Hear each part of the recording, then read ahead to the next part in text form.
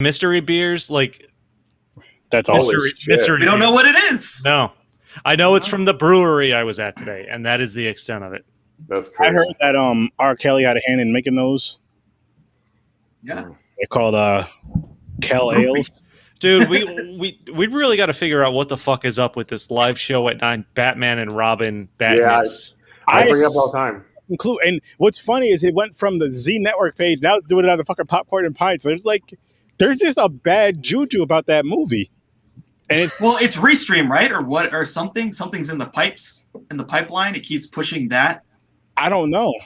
I really don't know, because when I do the Horror Research 30 shows, it doesn't do that. Just for Popcorn and Pints. So that movie's just haunting our show, guys. So we're gonna have this. There's something bad. Yeah, there's something that happened. It's like an event that's stuck. That's for every weekend, and it just keeps posting it. It goes, shoots it out there. I don't know. It's weird. I say it all the time. I'm like, is it under the Alpha Network and Z Network? I was like, go in there and like delete something, or you know what it is? Oh, we can't delete the episode. No, that'd be wrong. No, we don't delete stuff. And even when we do, we don't. Really quick, guys, I just want to show you our background that we're using for like the outline background. We're going with the flag. Of course, we got to have our nice Pints on there. Nice. That's what we're. That's nice. So Chris recommended for us Cheaters the movie. Like that's literally what this movie is about. Is like 5 different people cheating. Yep. No one's happy. Everyone's unsatisfied. The last kiss. It's the last cheater standing. Like that's what this movie's about. Listen, when I put this movie on, there's hella cheating in this movie from the jump. Awesome. Yeah. I had not seen it before I put it on there. Like, one of the reasons I put this on our wheel is I've been in the process of listening to those Scrubs rewatch podcast with Zach Braff and Donald Faison, which is fucking hilarious because they're even better friends in real life than like they are on the show. So it's hysterical. And rewatching Scrubs with him. I'm a big Zach Braff fan. I like Garden State, but that's literally the only movie of his I've seen. So this is one of those movies that I always meant to watch and never did. So I'm like, you know what, fuck it, let's put it on the wheel. Gotcha. It was. I didn't hate it. I liked it. It wasn't here. It wasn't bad. Here's the thing with me, Chris. Right, so I'm watching the movie with the wife. The wife's kind of like half watching it, half doing her project thing with the mugs I was telling you guys about. And of course, anytime the guys are fucking up, all I hear over there is fuck men, so stupid. I mean, to be completely honest, like there's a lot of dumb fucking of men in this movie. Yeah. Like that's the other part. Listen. Like it's men fucking like when you're a grown ass man who's got they weren't married yet, but like you've got someone pregnant and you're fucking around with 18, 19-year-olds, like that is that first off, that's a fucking bad look, period. When you're motherfucker was 29. When you're like 30, when you're 30 and you're messing around with 18-year-olds who are basically like children. Yeah. Oh yeah. Not to totally infantilize them, but there's just a disparity there.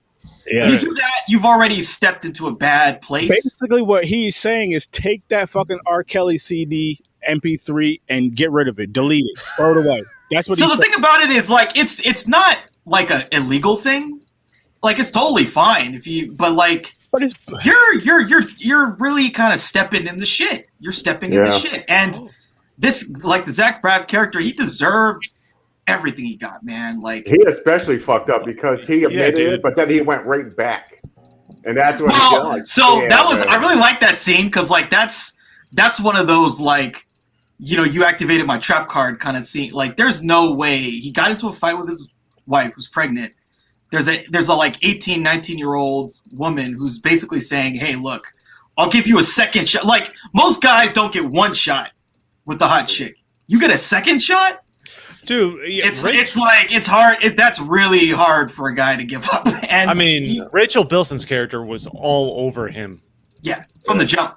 From the party, from the wedding. Yep. Yeah. Honestly, I thought this was going to turn into like a psycho revenge college girl. Because she was a little bit psycho, though. Yeah, she was like, they always do this to me. I was like, wait a minute, is this going to turn into like a horror movie? Yeah, like that's her thing. Is she meets these older guys at these weddings, and she just like fucks their shit up. And it's about I love the guy who's married because I love to fuck up their shit. I'm pretty sure there's a movie of that, but this isn't. Oh well, that's actually fuck. Remember, you guys ever see that or like just see like the trailer for there was a Beyonce, Idris Elba, Ari Latner movie? Yeah. Where like something about another woman, but I don't remember what it was called. It was like Obsessed, I think was the name, of the film. Basically, it's like the white chick falls in love with the black guy, and that they work together, and then she just basically sexually harasses him. But then she's also like, "Oh, if you tell anyone, I'll tell him you raped me." And what are you gonna do? You're black, so basically, yeah, fucked up. And so, of course, at the end, Beyonce had to kill the chick. But, of course, because that's the natural order of things. Makes sense. Why don't we talk a little bit about what we're drinking? Because I'm excited about what I'm drinking. But Aaron, you go first. You got a giant mug. Well, can we talk about, like, we got to pour one out, right?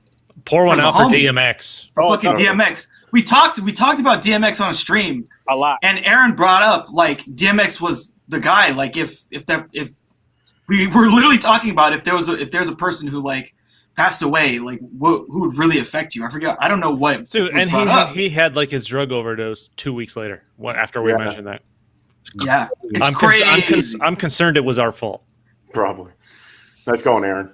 It's don't put that one on me. Hold on, I gotta get something real quick. But I will say, all right, let's at least while we from the come back. Yeah, you went to get a drink.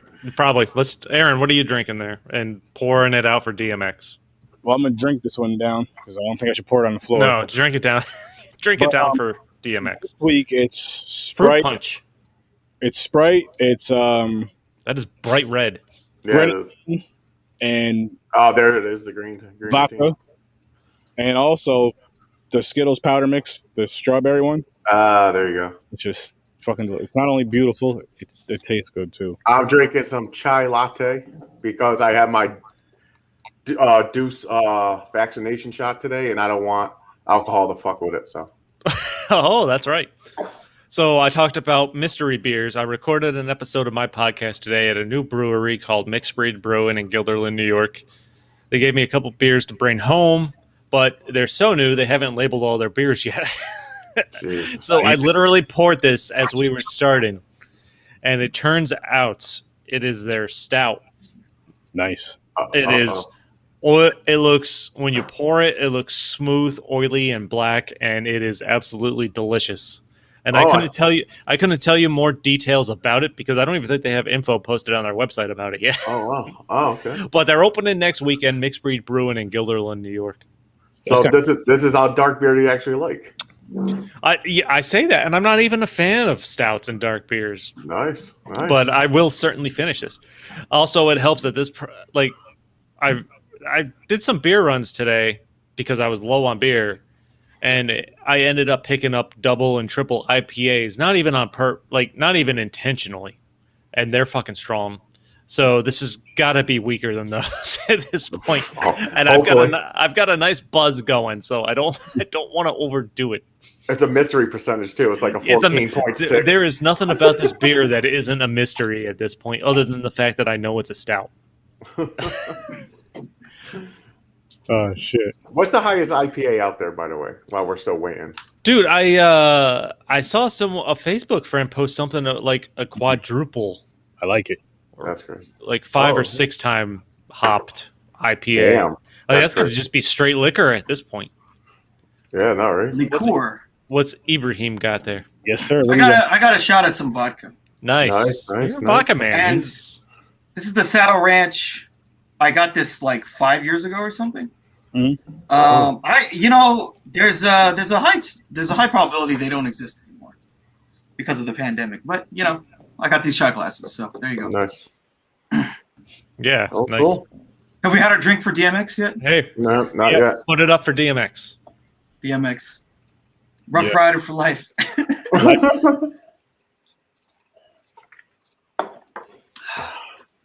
One more thing, everybody throw the X up for DMX, even if you're in the comments watching. Yeah. So, dude. So these 90s, man. 90s was the pivotal time in my life. That's when he came out. 98. It was like, yeah, Was it it was like 98? late 90s and Late 2000. Like 90s? I feel like 2000 was when he was like his peak was like 2001, 2002. Like Yeah. when he was in that movie. Mm. Yeah. Well, he's in a couple movies. He's in like 3 movies. I have no recollection of the movies. Just some. I tunes. remember they were aimed at like black folks. Let's be honest. Because like one of them had Aaliyah. No, I'm serious. Like, they were, No. You're talking to at least 2 of the whitest guys around, probably. Between yeah, I mean, those were like he was in some black movies, some good black movies, like that Cradle to Grave. That was cool. Cradle to the Grave. That's the one I know. Yeah. Dogfish had 20% alcohol. Holy shit! Jesus. That's Wow. not even beer. That's not beer. That's That's not beer. That's Oh, not beer. Fuck. I have some strong stuff in my fridge. I have a triple IPA that I picked up today. That's 10%. I can't imagine 20. That's I think I had the highest I had was like 11 point something, and that's when I was in Maine. Mm. It was it was a citrus flavor. I don't like my beer to taste like liquor. See, in Maine, like drinking is like a sport. Because like, what the fuck else are you gonna do? It's Maine. True. Lobsters and Fair point. drinking. Lobster and drinks. Oh, is it like IPA. what I'm not was that? surprised. Was it your Family Guy? Like Family Guy? Like that's like that takes place in Maine, right? Yeah. Doesn't it? Yeah. Basically, it's seaside. Quahog, Well, yeah. Quahog, Wait, Rhode no. Island. Yeah, Rhode Island. Rhode Yeah, Island, it's Rhode Island. Yeah. But I mean, any seaside town in the Northeast, really. Yeah. Oh. Oh wow! Last kiss, fellas. So I think someone brought this up. I think was it James brought this up? Like he fucked up because he told his wife or the girlfriend who's pregnant. No, that When part he was got caught? fine. That part was fine because she was like, "Get out of here!" But he fucked up and went back and actually had sex with her. So when she forgave him, it was all set until he was like, "Let's start this over." I went back. Here's my question. Here's my question though. So like, would you have lied? Would you just said fucking and lied there, made up some shit? I don't know, or man. told the truth. I try to imagine myself in that position. I don't know if I could live with myself if I didn't tell the truth. Yeah, Because they're I probably would be either way. carrying that on my back the rest of my life had I not. See, I feel like the problem is like, can you really lie like well enough to like get away with that shit? Like someone died, everyone was there, your friend basically narked on you. Yeah. I mean, it wasn't his fault. It's your fault for fucking around with the teenager. It wasn't. First off, Casey Affleck looks creepy in anything I've ever seen him in, but he always looks like a pedophile of some kind. He looks like he should be driving an ice cream truck. He has like that old child, like little kid child haircut. Yeah, he does. And that just makes him look creepy, especially in the like bachelor party scene where he's staring at like the 2 strippers in the hammock, and he has that look on his face. He's like, Doesn't he start crying after? no, he's not the one that starts No, crying. it's the other one. It's the other one. Okay. But dude, he's like he's creepy looking. But it's not on him at all. He didn't want to be part of that. And Yeah. to be fair, if you're going to try to, go see a woman, which you would think is cheating on your pregnant girlfriend because they weren't engaged, don't involve someone that's not willing to be involved because they're not Exactly. going to help you out if they're Dude, but he tried. Like he really tried. The only thing is he could have done better at like what you need to do if you're that guy is you need to just fucking walk out the door and not say shit and be like, yeah. I forgot something at home. Dude, like he saw her. And that's it. You walk- don't say a goddamn thing. Then you get in the car, you drive 10 blocks or 5 blocks, and then you call your friend and you leave the message. Now, again, Zach Braff's character was too fucking dumb to check his messages, and he fucked up there because he says, "Oh, I was with Chris." No, you weren't, No, motherfucker. You're caught. Yeah, his So, mistakes yeah. turning the phone off you put it on mute so you at least know when you're getting phone calls and you need to respond. Agreed. But listen, like I said, I put this movie on the wheel. I haven't watched it. I needed a movie for like the 2010s or whatever category we ended up landing on. Like I like Zach Braff. Like I said, I've been rewatching Scrubs, so Show. like half of it's fucking fantastic. I appreciate Scrubs more now than I did when it was actually on TV because I don't know why. It's just because I know like Bill Lawrence, the creator, and all the like real subtle stuff they put into it that maybe I didn't pay attention to before. But I really have grown to like Zach Braff over the years. And he's a fucking good actor. Like he got like Scrub was his breakout, but then he just basically went straight to directing. And I think that's what this movie was for him. Obviously, he did Garden State, which was he didn't direct this movie. Yeah, but he wrote it. He was heavily involved in the creation of this movie. Yeah, he kind of like. I feel like he kind of it's kind of interesting because like Zach Braff to me feels like the type of guy who could have.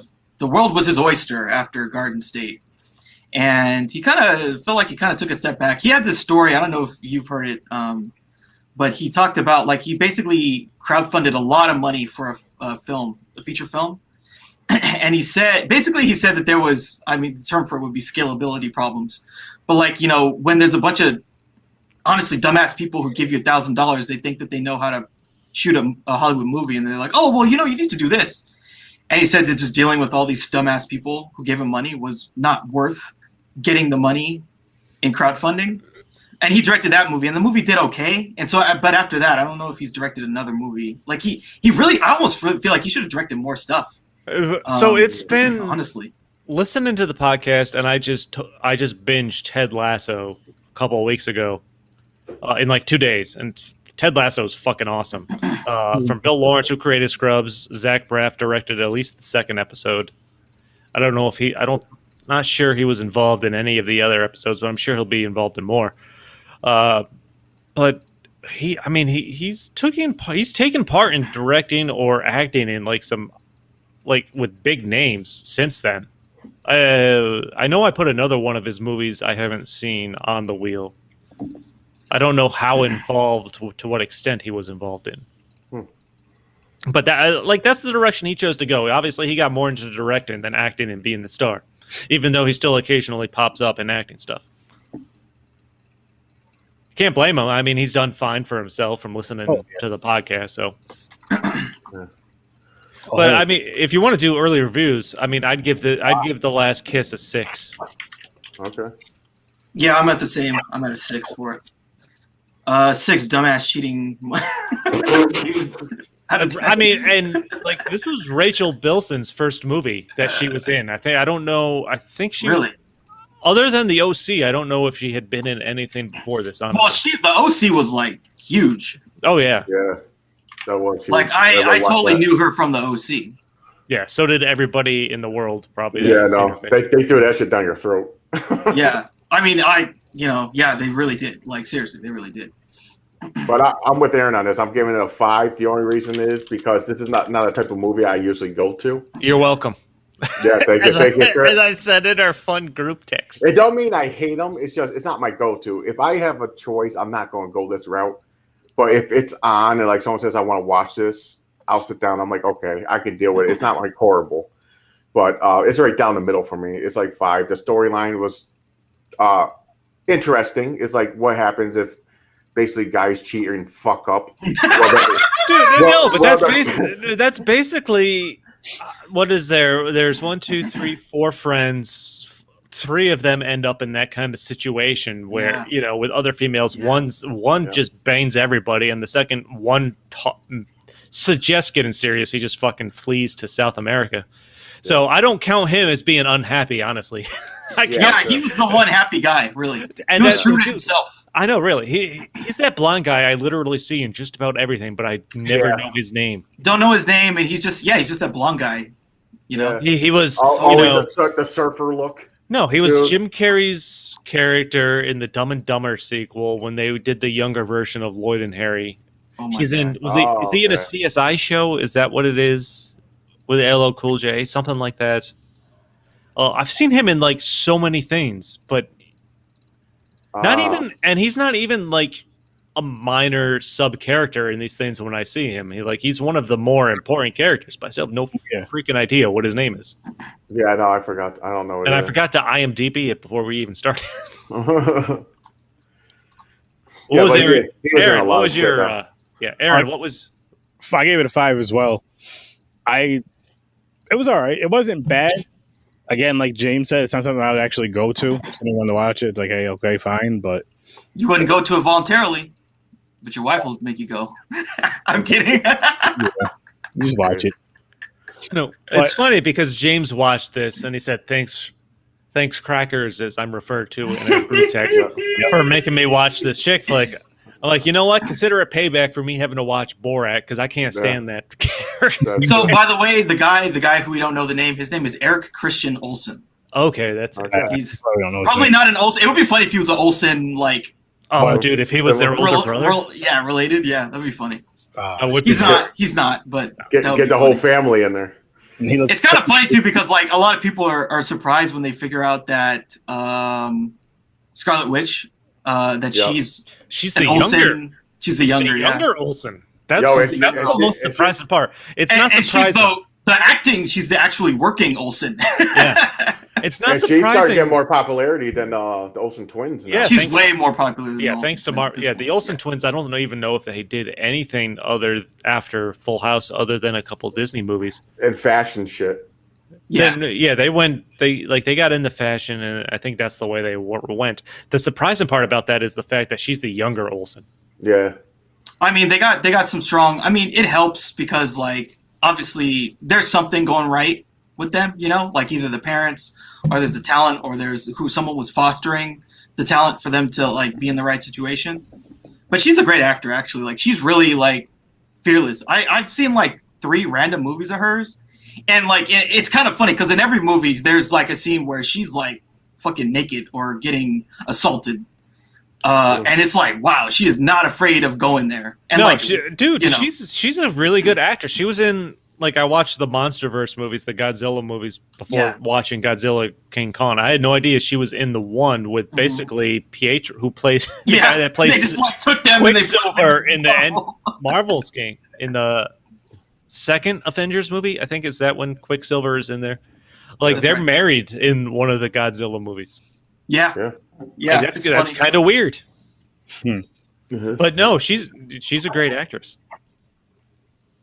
Yeah. So let's to Borat real quick, guys. What's your early ratings on Borat?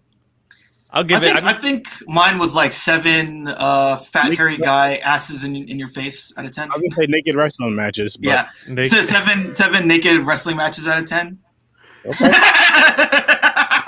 I'm gonna give that one a 6 too. Like it had its moments, but I can't stand that fucking character for as long as that movie went on. I can't. Yeah. You know, I don't really hate the character.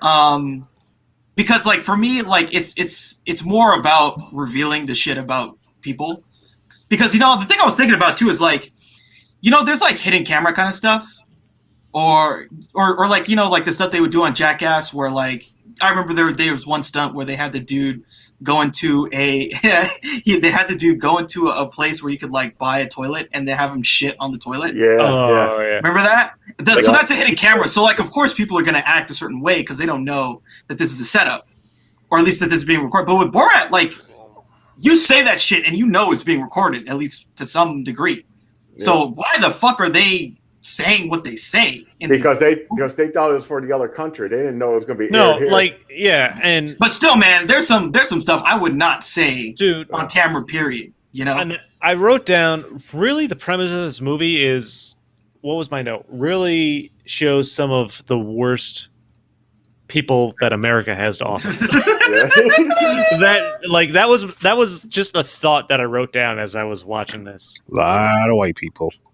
And no, dude, and they were all white. The worst people that America has to offer. When he highlighted them, they were white. That's like it's not a surprise. But I read that news station, a person on a news station got fired because of this. I saw that. Like, it blew my mind that he even got onto a legit news station. They did a news segment where they were like talking to him. Like, how? Like, it's not like he's an ambassador for some place. So I don't know how they got in there. You know, well, they have a legit fake operation. So when the producer reaches out, the Borat producer, it seems legit. And they got money, and they probably got all these fronts to make it look like, oh, yes, we are from Kazakhstan. We want to meet with you. Silly American from bumfuck middle of nowhere. We like you. Blah, blah, blah. Very funny. Here's what we do. And then they have no idea. They have no idea. And that's really what this is about is like the people have no idea. And because they don't, they say some really crazy shit. Oh yeah. Crazy. He had that news. The weather guy dying. That was one of my favorite scenes where the weather guy was cracking up. Like I'm watching it and I'm wondering if he knows what the character really is, because it's not like this is the first time he's doing this character. This was clear. This was from his TV show. Yep. Yeah. But you'd be surprised, like, how many people don't know, how many celebrities don't know. You know, there are people who are just not plugged in to this stuff. This movie made it really big. I feel like this movie was the biggest of all of these, like, relative. I mean, the sequel was pretty big, too, because of the Rudy Giuliani thing. But this movie was really big for, like, making him a known entity. Before then, he was just, like, a dude or whatever. He had a TV show, and it was kind of funny. How's people fall for it again? The second time is curious, but the first time, like, even when he's I don't know if he was legitimately taking a shit outside of that Trump Tower sign or not, but he had his ass out like he was like that. And this was way before he ever decided to run for president. So I thought that was fucking hilarious. Mm-hmm. But like for this first movie, I had read that Johnny Depp, George Clooney, Steve Martin, like there's big names that are fans of Sacha Baron Cohen and what he was doing and wanted to be part of this movie. And he like, I can't include you because it'll give stuff away. Yep. It'll let people know that it's not real. Yeah. Which of course, and I think from what I can tell, Pam Anderson was certainly in on she had to the be endings. He would have got killed. But I don't know how many people other than her were actually in on it by the way it played out. Not many. No. But certainly none of the guests in line that were there to get Pam Anderson's autograph. But so I think about like the guards and the security and stuff like that. I'm like, security should be in on it too. I would think they because he might get killed. He might get really killed. So yeah, they're probably on it. That was another good stunt. That was funny. Mm-hmm. That was good. Funniest parts of the movie. Oh, right. First, what's everybody's ratings? I gave it a 6. Yeah. I'm going to go with Ibrahim with a 7 because of some of the fucking wild shit in it that made me laugh. I didn't care really about the, like, it does, like, get a little weird. I can see how it gets annoying, but there's certain scenes that I died. Mm-hmm. And I can't help it. So if I laugh like that, I'm like, okay, you're at least going to I'll give you a 7 for this. Mm-hmm. You ready for this shit? Okay. Aaron's new favorite movie. It's a 10. That'd be some shit. But so leading up to this movie, once that wheel spun and stopped on this movie, I'm just like, fuck, man, this is going to be some bullshit. It's to make another Tom Green type of bullshit. I was wrong. To be fair, it probably could have been on. It could have been on the Caucasian wheel. Oh, easily. I'm giving this motherfucker an 8. Wow. There was 2 scenes that literally had me laughing so fucking hard. I had tears in my eyes. My stomach was hurting. I'm like, okay, right now. Did your wife watch this with you, or was it just you? No, it was just me. I came up to the attic and smoked and watched This is the type of movie I think she will leave. She was like, no. So there was no way my girlfriend was going to watch this. No, she would have with me. She would have watched this with me though. But again, she's messing with the mug thing I was telling you guys about, the press for merch and cool stuff. So shout out to her doing that for us. Nice. But she would have watched it. But like this movie, I really thought I was gonna hate it. I fucking enjoyed it. But my 2 favorite scenes was the one where he's chilling with the black dudes. I was gonna ask you about that scene. It goes from that to the hotel, and he's like, da-da-da-da-da. And he's like, nigga, something. It's so fucking hard, yo. My stomach was killing me. Where he walked into the hotel, his pants were down with his tidy whities. It was that part. Vanilla face. And the second part that might have been a little bit funnier is when they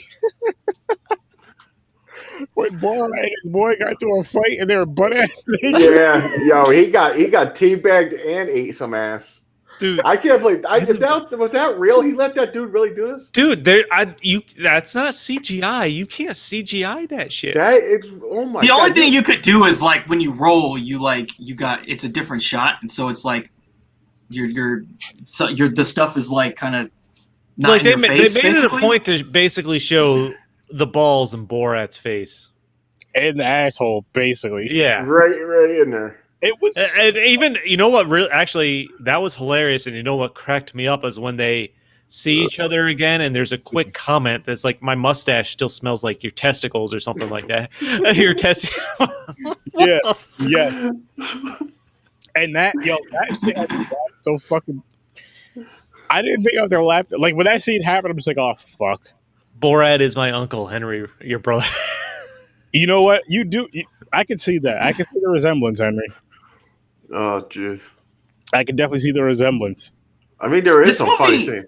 This movie really blew up though when it came out. Like it blew up big time. Can you explain why your uncle is wrestling his boy butt ass naked? Yeah, Can you please explain? his manager. Like, Yeah. what's fascinating, I think the fascinating aspect about Borat is, as ridiculous and insane as it is, it gets classified as genius because of the way it's portrayed. It's not stupid to be stupid. It's legitimately showing like some of the worst people out there. In America. Some of like cults when it comes to their Bible, the Bible Belt, the rodeo scene. Like he legitimately almost started an actual riot at the rodeo when he was singing that national anthem. When the horse fell fucking backwards, that shit was funny. Like, and how the fuck did he get a bear when they're driving around in that ice cream truck? I don't fucking know. Well, in LA, Money talks, man. you pay. Yeah, it's like 10,000. Yeah, I'll get you a bear. Yeah, Yeah, like, yo, can I rent it for a little bit? Yo, he really got pulled over and like multiple times driving across with that fucking ice cream truck across the USA. I heard he got like pulled over multiple times. So people reporting that a strange. from what I could tell throughout the filming of this movie, the police were called on Sacha Baron Cohen at over 90 times. Like, in fact, I think there was an exact count, like 92 times police were called on him doing these Borat scenes, to the point where the FBI had an actual team assigned to him. Wow. That's hilarious. During the filming of the movie, because of so many reports of a Middle Eastern man traveling around the Midwest in an ice cream truck. Yeah. So, if you're watching, if you're watching that and you're thinking, how real could this possibly be? I'm getting the sense he legitimately drove across the country in a fucking ice cream truck. Me too. Me too. It's fucking crazy. Freddie got fingered, and they pretty much did the same thing. They drove a vehicle cross country. Yeah, but nobody likes Tom Green. Sure. I thought he was your favorite actor. I swear to Christ, I don't know if I'll be able to hold myself back from punching that fucker in the face if I ever come across him. And Tom Green, that was green screen. He didn't actually travel. So you mean so Chris? What you're saying is, if we had to have like a tag team match or fight, me and you versus Tom Green and Nicolas Cage, I will feel a rage I've never felt before. That will power me through that fight, even though I've never been in an actual fist fight. That's that white boy rage right there. Yeah, and I like it. I'll be the outside enforcer. It's rage towards another white, which is even better. It's not like nothing racial about it. Nope. Canada doesn't want him back, but maybe you got to just send him back, Chris. Why does like nobody has a problem with Canada, but the worst people come out of Canada, like Justin Bieber and Tom Green. There's some bad. So the thing is, so what happens is the worst Canadians come here. Yeah, I know. Really, why? Yeah. Well, because it's easier for them to like kind of be themselves. I feel like Canada they're outcasts in Canada. They're like, yeah, I feel like I don't know if they're outcasts, but it's more like they can like it's magnified. Like their voice is magnified here, and they blow up. They all blow up. They do, and I feel like it must be some kind of trick Canada plays on the people they don't want to send them to America. There's nobody here. Nobody here wanted fucking Bieber. I think or they Tom choose Green. to come here. They choose to come here because then they can export the insanity even further.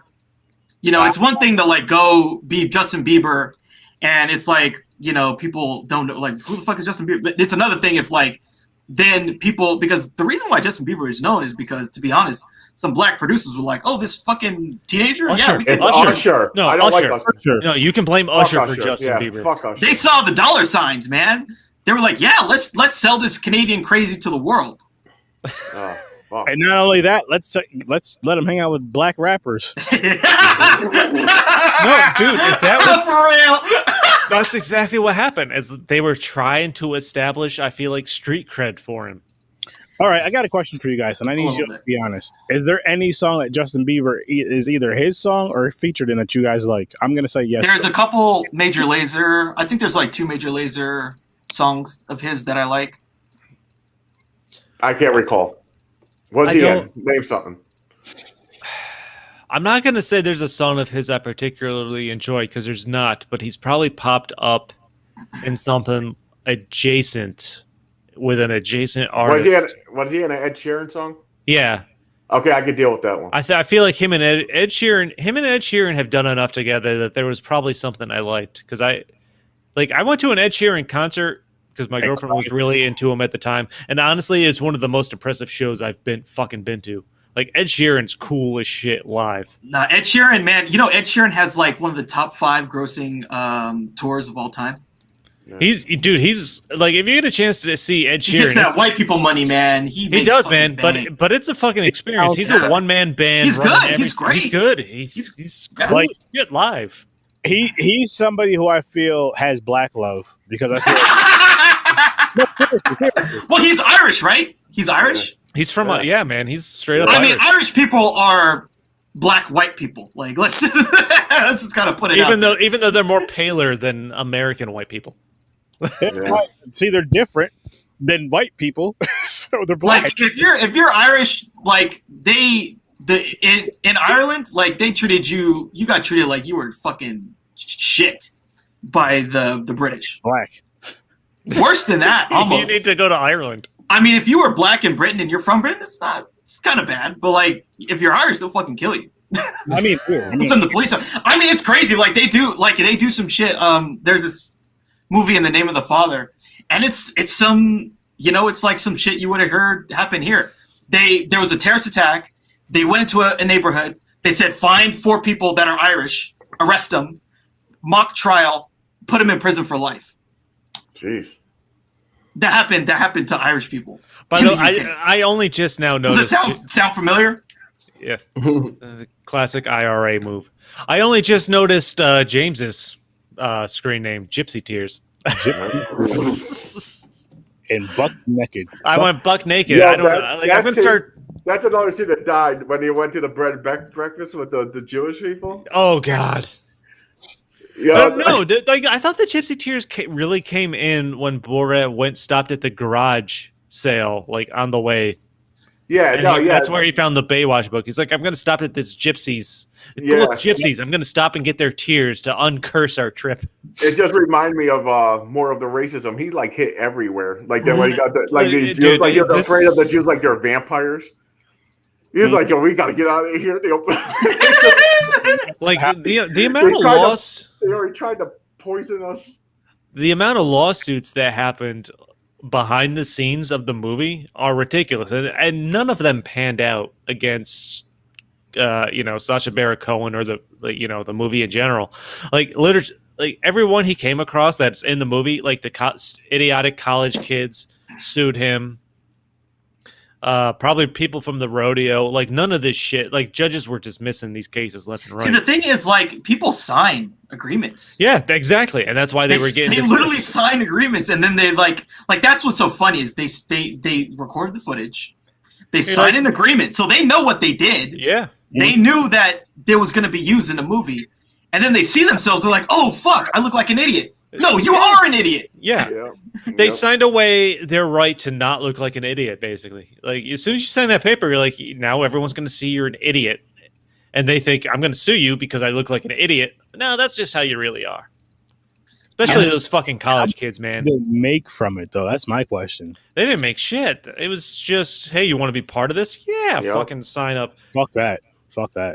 I mean, okay. Let's say you have someone offers you a non-disclosure agreement to be part of a movie. Mm-hmm. You think you're going to have a fun time. Are you gonna sign? Like you legitimately don't know how much it's going to blow up or the kind of audience it's going to attract. Very, very, very true. Are you going to sign something like that? Again, it depends on what just to have your likeness there. I probably would. I don't know. I might be more conscious of what I'm doing or saying, but I would sign definitely. it. I'm not gonna. If I'm on camera, I'm not gonna say Yeah, if something someone's stupid. throwing a non-disclosure agreement at me, I'm gonna think I should probably be on a better behavior. If we're gonna say that, I'm also gonna throw in. Look, I'm gonna wear one of my shirts, Horror Research 30 or Popcorn and Pint. Oh, you fucking know it. I will. The fucking blur that shit hold out. on. Let me go get a pen and something with my own logo on it. Yeah. They have to show. Like, look, you want me in here? Well, I'm gonna put all my stuff. Especially if you don't pay me much or anything. Don't blur it out. It's Aaron and it's fucking Aaron and Borat, and he's like, yeah, Borat. See, that's the thing. If you don't say nothing stupid, you're probably not going to make the movie. They'll cut you right out. I can say yeah, and he was clearly. They're clearly looking for the most outrageous footage they can find to put in this. That at least somewhat holds the story, his fake story together. Yeah, it's crazy because then he did that TV show. Like, I'm just thinking about that now. Like, This Is America or something like that. I don't know if you guys have seen that, but he created another character for that. It's like some Israeli guy. So he's like an Israeli ex-defense guy or something, and then he basically went around to these people and he did this thing where he got this right-wing guy to he's like, oh, in Israel we have this defense where when you see terrorists you act gay, so let's act gay together now. And the guys did it. They started humping each other or something, and the guy did it on camera. Like, that's the thing. If a guy tells you I'm Israeli ex-military, we need to hump each other, I'm gonna be like, no, I'm not gonna do that. You're crazy, dude. Yeah. No, I'm not. I'm out. Like, I don't know what's going on, but I'm out. Yeah, I don't understand how these people go along with that shit. It's just hilarious. I don't get it. So, what was everybody's funniest parts for this movie? I already told you guys mine. The You know what? Part and the naked fight scene were my two favorites. I really enjoyed the scene where he's trying to buy a car and he's talking to the Hummer dealership and because he wants a pussy magnet. Yes. Dude, the guy, the salesman doesn't blink at all. He just keeps going along with it. He's trying to get that commission, man. I know, man. Oh, you think you're gonna get laid? Cool. Yeah. Sign here and 50,000, and yeah, we're good. There was that fucking, and then I texted. I sent the group message today as soon as I got to that naked hotel fight scene. Yes. Like, I can't believe this is fucking happening.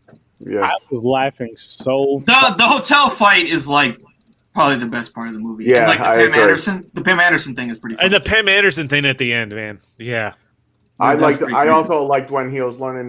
They're at the dinner party. The dinner etiquette. The part that made me laugh, it was like, oh, in my country. She'll be like, her, not so much. Or, he keeps referring to his retarded brother, like Bilbo or something, or whatever it is. It's just how he's talking at the dinner party. I cracked up. Like, the one guy says he's retired, and he says, "Oh, you're retarded." Yeah. Oh, it's nice that you let a retarded. Yeah. I'm like, oh my god. I'm like, I can't believe they're saying this.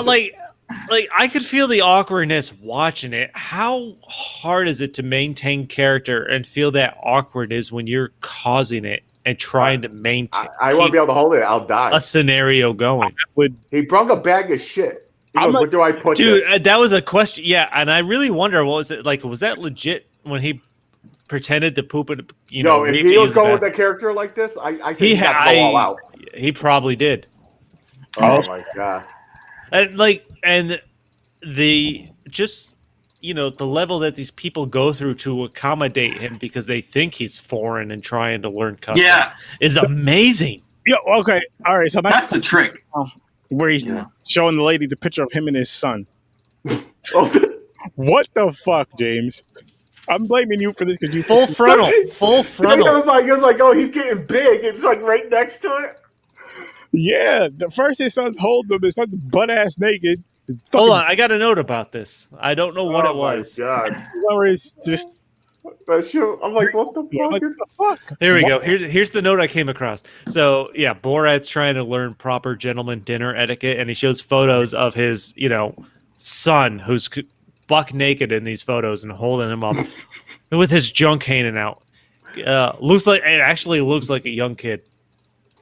So what I found when Borat seeks advice from an etiquette coach, he goes on to show nude photos of Huey Lewis Sagadev, however you pronounce his fake last name in the movie. So his allegedly teenage son, the photos are actually a gay porn star who they found that was of age but looked really young was willing to do that. So that's a gay porn star. That man, I'm telling you that the gay porn world is like, that's some fucking crazy shit. That is some crazy shit. Like, I wonder how many guys' junks they looked at before they decided, yeah, he's the right one. Well, I think they looked at his face, right? They're like, oh yeah, he looks like he's like fucking young. You just need to look young and you're of age, legally of age. Yeah, and hopefully you got a big one. Honestly, I don't think that would have been the key point they were focusing on. You went with it though. Yeah, I feel like they would have.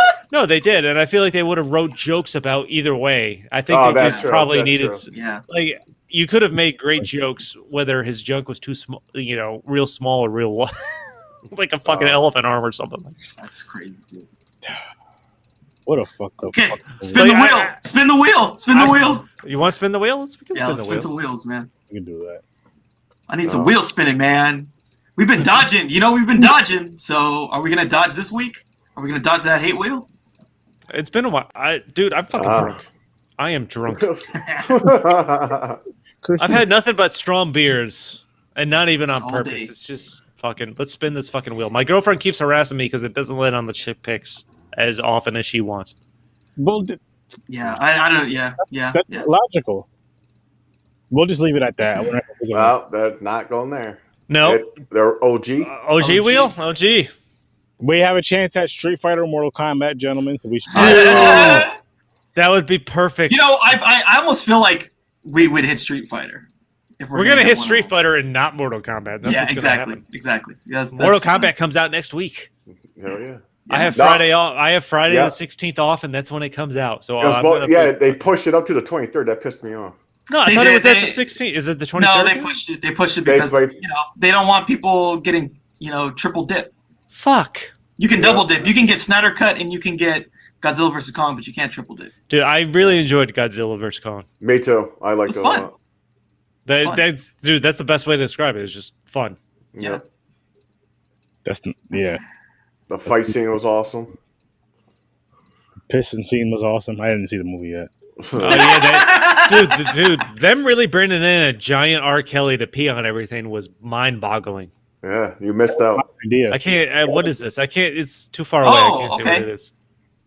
That's Equilibrium. That's one of my picks. Okay, no, I've seen that. I've watched. Yeah, this is a fun one. This is just a fun action movie. Let's get drunk and talk about that because that's gonna be a giant mind fuck. Yeah, it's more. It's just like I don't know. It's sort of just like an action movie, really. Let's see in reverse. Okay, what are we gonna hit now? I might have seen it. I can't remember. Aaron hasn't seen it. Where are we at? It's gonna be The Goonies? No. Oh shit! Is that what it is? Commando. I think it's Commando. Commando. Commando. I put this one on there. It's Arnold Schwarzenegger. Cool. All right. This is a fun action kind of. I haven't seen Commando. I liked it. I like Commando. All right, Schwarzenegger, baby. I haven't seen Commando. Equilibrium, I've seen. I've seen neither one of those movies, so it's gonna be a dope. Another double.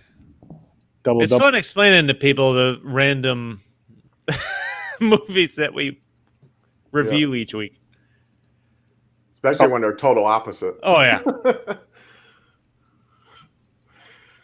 All right. But it's kind of funny because I feel more than often than not there's some symmetry. Like this is two action movies. Yeah. We were reviewing this week two comedies. I mean, they're very different, but they're comedies. Yeah. To an extent, because The Last Kiss, it's not. It's definitely a comedy. It's not super funny, but there's because it's like a rom-com drum. But it's I was gonna say it's more rom-drum than it is rom-com drum. You know what I mean? Like comedy. Oh yeah. Because it's people fucking cheating. It's not like it's like you met cute and it fucked up your life. That's kind of what I'm. A lot of shit in this movie. Yeah. Like you were saying, every single couple split up except for Zach Braff and his girl and her parents, because her mother was fucking up there. No, her parents were back together for the last third of the movie. Mhm. Yeah. Yeah, at some point she kind of gets over it. And by the way, it was Harold Ramis from Ghostbusters. Yep. Was the guy she was? And by the way, she cheated on her husband. There's like cheating all over the place. Yeah. Listen, dude. Again, the only guy really living his life and not giving a shit is the blonde dude in this movie. The bartender. Yeah, the blonde and the bartender. So really, only people that break up and stay apart are Casey Affleck and his wife, because he's just fucking weird looking to begin with. No, that's it. And as soon as the porch scenario started at the end with Zach Braff living on the porch, I knew exactly it was gonna end. Yeah, the way with it was either her unlocking a door or letting him in. Yep. I felt that part was predictable.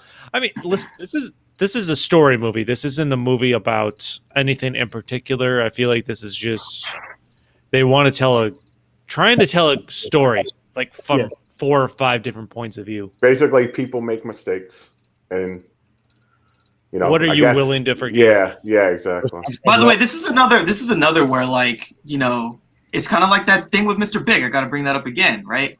This dude. This is gonna keep fucking coming up.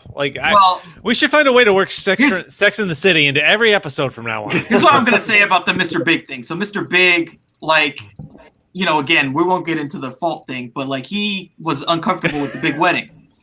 And Zach Braff was kind of uncomfortable with getting married, and he needed to be honest about it. And so, in order to let off some steam, he found a 19-year-old to hang around with. Grown-ass men don't hang around with 19-year-olds. No, sir. You're not friends with a 19-year-old. What the fuck do you have in common with? In his words, he basically predicts everything in order. There's no excitement anymore. It's just But I mean, it's and I thought about how ridiculous that was, but at the same time, have you gotten? What the fuck is Aaron laughing about? What's so funny, Aaron?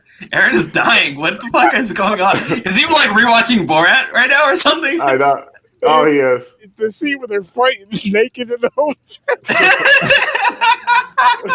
He's watching Borat right now while we're talking. It's hilarious. Even the elevator part is funny. They're just sitting there quiet, they're not even fighting. When they're standing in the elevator naked.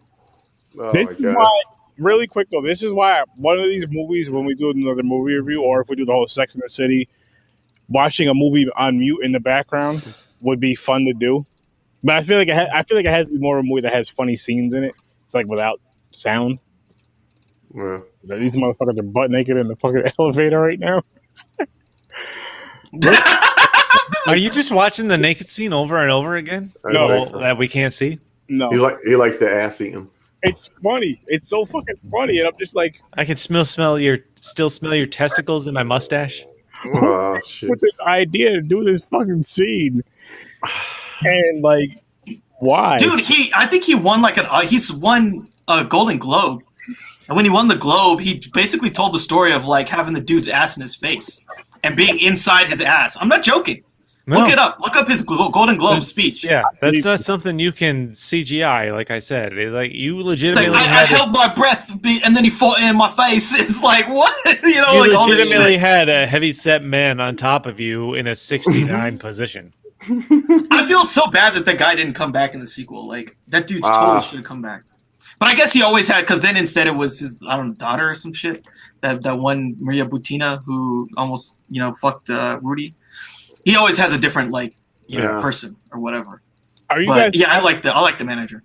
I was gonna say, are you guys gonna watch the second one? Nope. I've seen it. James?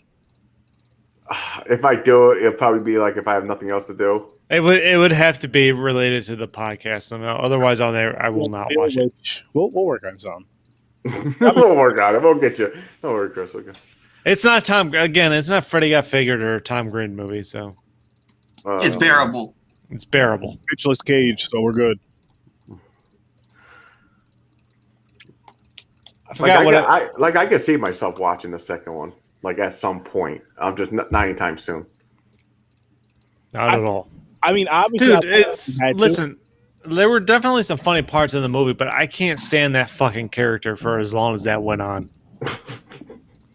Like fucking hour and a half of Borat is just too much. Yeah, I didn't mind it. agree with that. They could have stopped at about fucking 45 minutes, if you ask me. Hour max. Yeah, it's like a TV episode. Yeah. You give it an hour. Give it 2 episodes. Because hour and a half, 3 episodes, is just wild, crazy nonsense. The whole fight started because he was jerking off to Pam Anderson in his magazine. That shit was so fucking funny.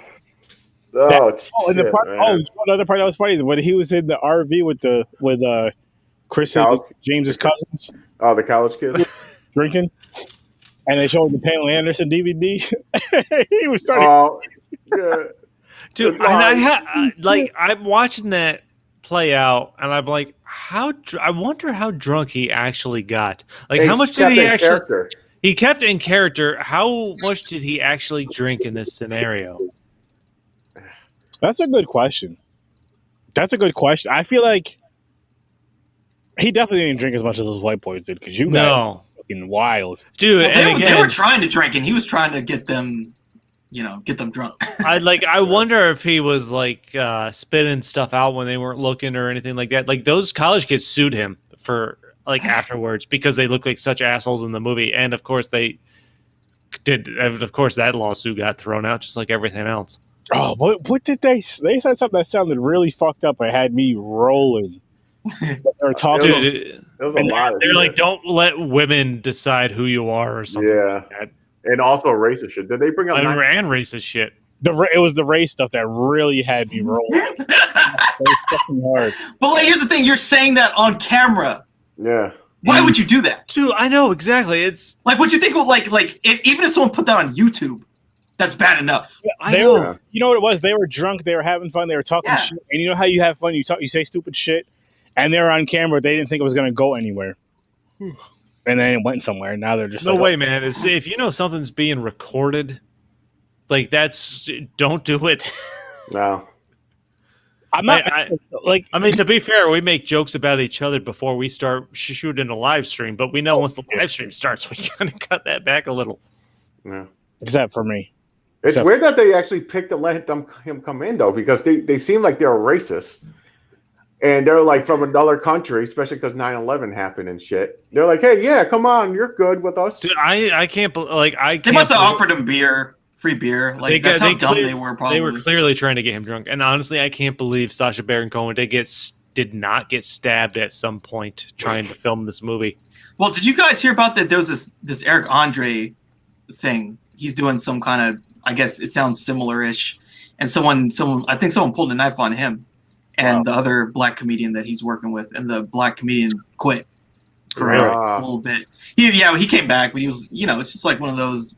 It's funny for you, but you're the light-skinned one and I'm the dark one. They're gonna stab my ass next. Yeah. That's. He does that comedy fake night shit on Adult Swim. Yeah. Yeah. He's the one in that meme, like, let me in, like at the White House. Yeah. So he's like in the same kind of boat, like the Sacha Baron Cohen, trolling people in real life with a hidden camera or whatever, but people sign for it. You get crazy. There's YouTubers that do that shit. That like this fake zombie shit going into like the basketball courts where it's like past people. And they're going, oh, and people are like, they start chasing. They're like, shit, I'm out of here. They're like, I made this mistake. They're gonna fuck them up.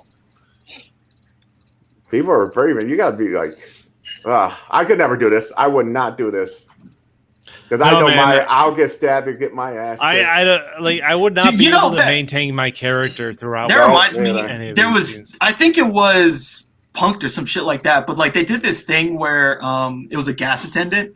And the guy, he was this big fat dude, and the dude, whenever someone brought in their car, he would hump their car. And this was like a real gas station, and like legit, a Hispanic guy came up to him and he flashed a gun on him. Yeah, and you see it in the for real, and you see it in the he just pulled up his shirt and he's like got a gun tucked in his pants, and the guy's like, "Whoa, it's just a joke, bro." No. Listen. He literally went, "It's just a meme, bro. Don't shoot me." Listen. When it comes to that, those pranks piss me off. As you guys know, I'm a car guy. I love my muscle cars. do not touch another person's car. I'm not going to just say another man because women love vehicles just as much as we do. Do not touch another person's car if you don't know this person. Even if you know them, don't fucking touch their car, especially if you know that they don't like their car touched. Someone like me. Quick story. Our old place that we lived at before here, so our landlords, they lived like directly across the street from us, and they let us park over across the street in their driveway. So I was laying in bed, I guess, watching TV, and my wife was looking at the window, and the landlord had, I don't know if it was a beer can or a soda can. I'm assuming it was a beer can on top of my car, like sitting on the roof of my car. And I don't know if I was getting up to do something, maybe look out the window, because it was a nice day out. And she like kept me, she didn't tell me this for like a few weeks. And she kept me away from the window because she knew how, because this would have been my reaction. I would have went outside. I would have went out. I did one of two things. One is I would have went out there and like, hey, listen, take that stuff off my car. And if they would have said, it's not a big deal, I would have went and smacked them fucking cans off my car. I would just went out there and just smacked them shits off my car. Don't put shit in my fucking car. That's the person name. Like it was a '94 Camry, but still, don't touch my shit. Do not don't touch my cars because I will attack, and I'm not even joking. Like I'll attack. Aaron would have slapped the shit out of this white dude who's humping his car if he pulled into this fucking gas station and then this dude. Yeah, especially if it's my Cherry Sam. Oh my! I am whooping his fucking ass. I gotta find this video. Now DMX the whole motherfucking time because X gonna give it to you. Yes, he is. 30's gonna give you that. Rough Riders, baby. That shit, and then the Rough right after that shit because you ain't doing that. Rest in peace of DMX, by the way. But yeah, like that.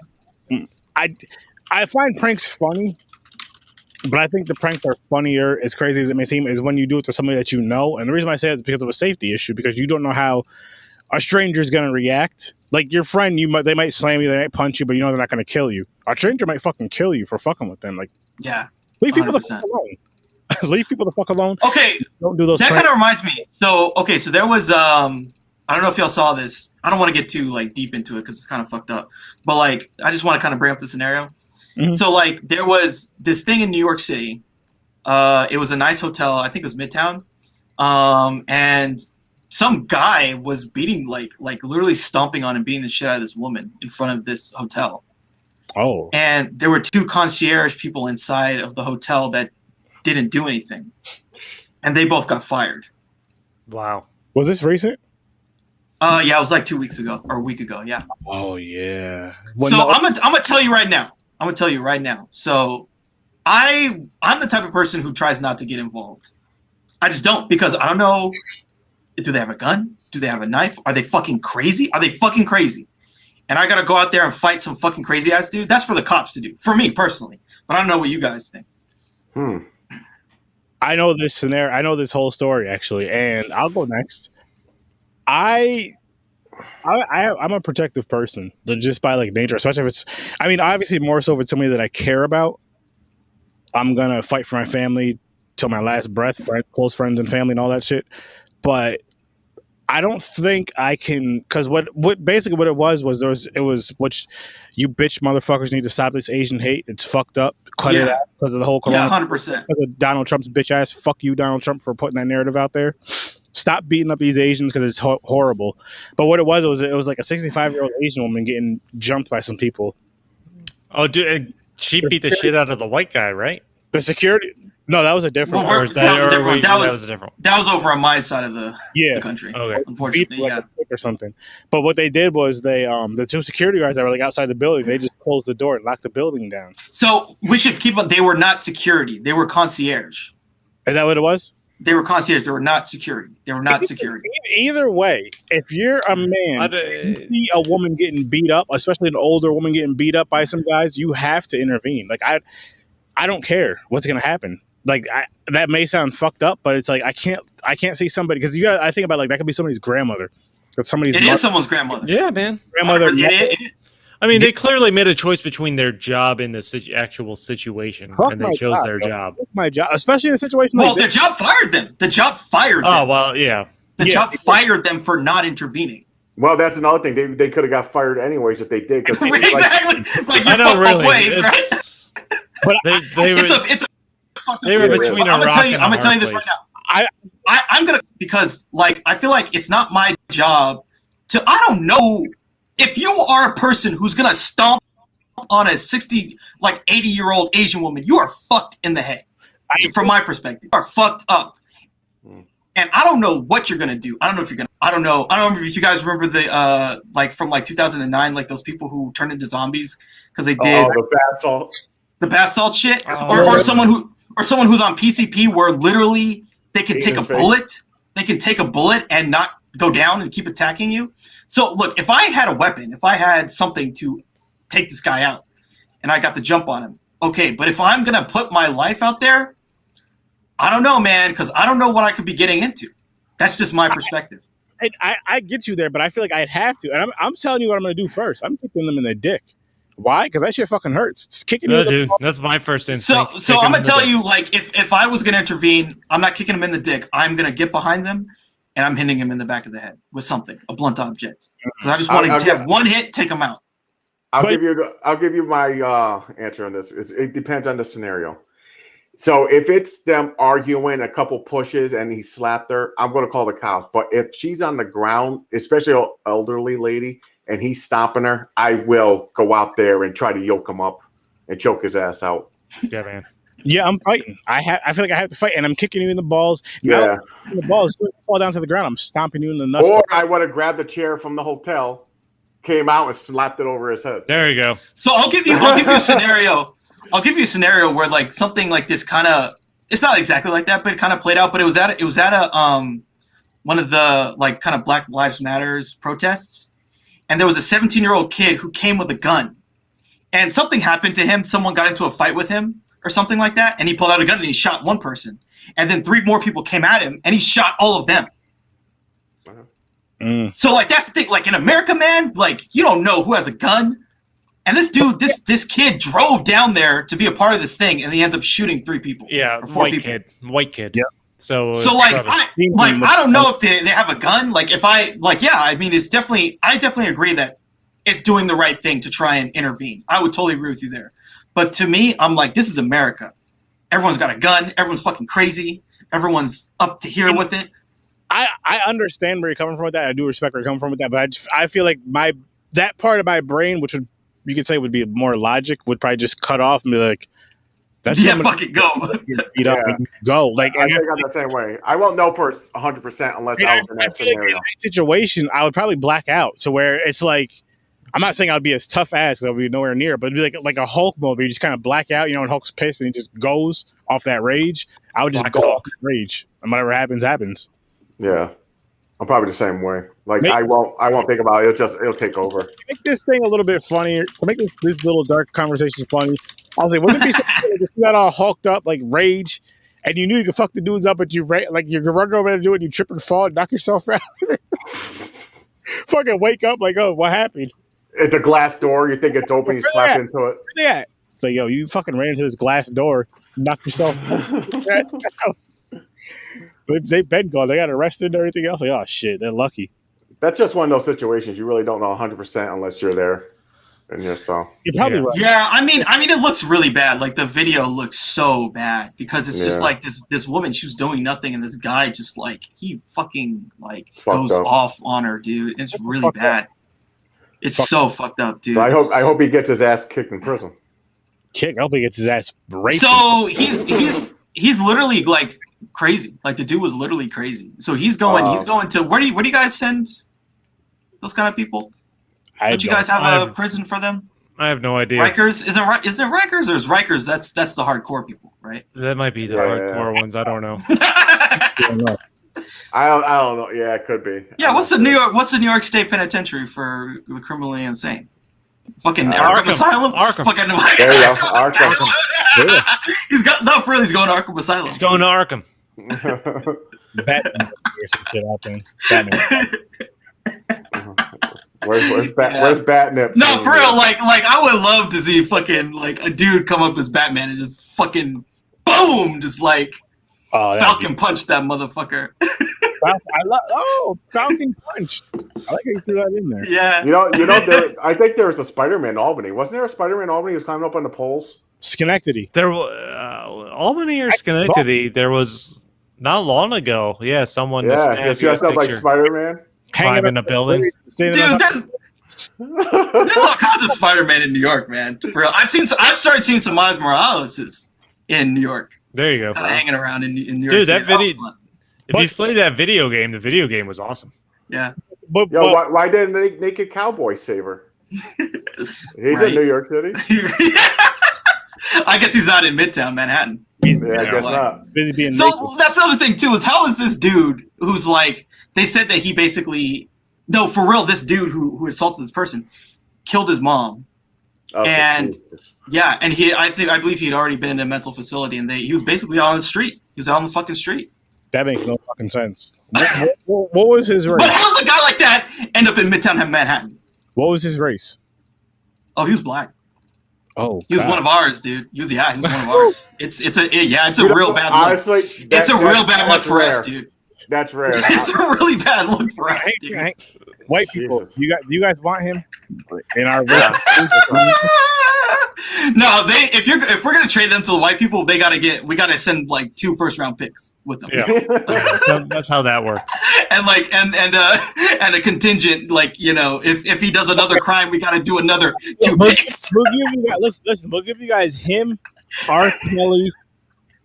Oh, we definitely don't want R. Kelly. Yeah, it's a deal breaker right there, man. No, okay, so what we'll do is we'll trade him and Will Smith to you. No, we're not getting Will Smith.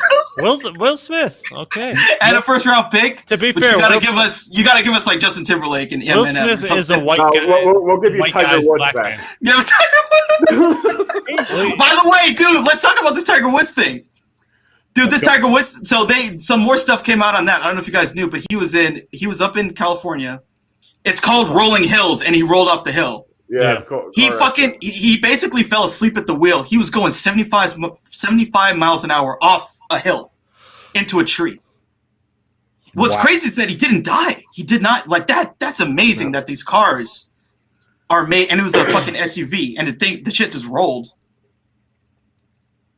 DMX, and then he passed it. Yeah, that was crazy, Maverick. I was thinking about that. Yeah, man. Nope, it's not me. I didn't do it. It was Aaron. I blame Aaron. Yeah, me too. Listen, I'm not taking heat for that because that was one of my favorite artists of all time. That really affected me. It wasn't Aaron's fault. It was the fucking crack dealer that he met when he was 14. It was that guy's fault. Yeah. That guy. For those of you who didn't know, so it was like his mentor, and he was like 30 years old. Mind you, his dad abandoned him, his mother pretty much abandoned him. I'll be right back, fellas. Yeah. But anyways, the guy. No, it wasn't Aaron. Yeah, Maverick's on top of stuff. But anyways, the guy laced, like, he was smoking weed with him, but laced his weed with cocaine, and so he was addicted to cocaine at 14 years old. Someone that he looked up to, which I'm not saying he shouldn't have been smoking weed at 14, but when you're a certain age and you look up to somebody, you're like, everything they do is cool. Hey, they're letting me do this too. Dude, man, when you're a 14-year-old kid, and someone tells you, hey, smoke that. Like, people smoke cigarettes at 14 all the time. Yeah, man. That's a fucked up ass person to do that to a kid. A sick fucking individual, honestly. And it's it's all about money, man. Yeah. You can get money from them. And but what I do want to say with DMX is, like, I think the reason why I'm such a big fan is because he put everything out there. Like, you knew about his fucking life, and he wasn't lying about it. He put all his cards out there for everybody to see. And his music, he made, like, his music, in my opinion, if you listen to, like, a lot of his deeper songs, to heal others.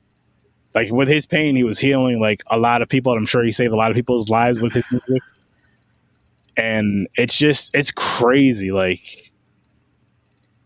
Okay, so in one of his songs, at the end of the song, it was actually one of his prayers, he basically says, so if it takes for me to suffer, for my brother to see the light, give me pain till I die, but please treat him right. And I feel like that was, like, his message to, like, heal the world, in a sense, if you really think about it. Like, they see all my mistakes. They see everything that I'm messing up on. But I want them to listen to my message and hear my message. And I want them to heal from, what I'm going through and not make the same mistakes I did. and he like went out like that. But again, rest in peace to DMX, one of the greats. Yeah. Very inspirational. One of, again, my first favorite rapper, got me into rap music, and just like from '98 all the way to fucking now, still I listen to his music. And His stuff was fire, man. Like in like '98 to 2001 or 2, his show was fire. Yeah, man. I remember high school. High school was a big. That's when I was in high school, and fucking Rough Riders, him, Eve, and whoever else was Ja Rule. Oh, yeah. Who else was part of the Rough Riders? Ja Rule was Murder Inc. It was the Locks, which was Jadakiss, Chic, Jadakiss. That's right. and Jadakiss, Chic, and Jadakiss, Chic, and Styles. Oh, style. Eve, I forgot about that dude. DMX, Swiss Beats. Like, it was just an amazing thing, and it was like, this one hit me hard. Like, the only other famous person for me that hit me like this was Michael Jackson, and I still remember that. I was eating a sub for lunch when I saw on the news that Michael Jackson. Mine was Chester Bennington. That was a big one. I was at work when I saw that pie happen. I'm a huge Linkin Park fan. yeah. So for Michael Jackson, I was on my way to work when I used to work at Target, and they were just like, he passed.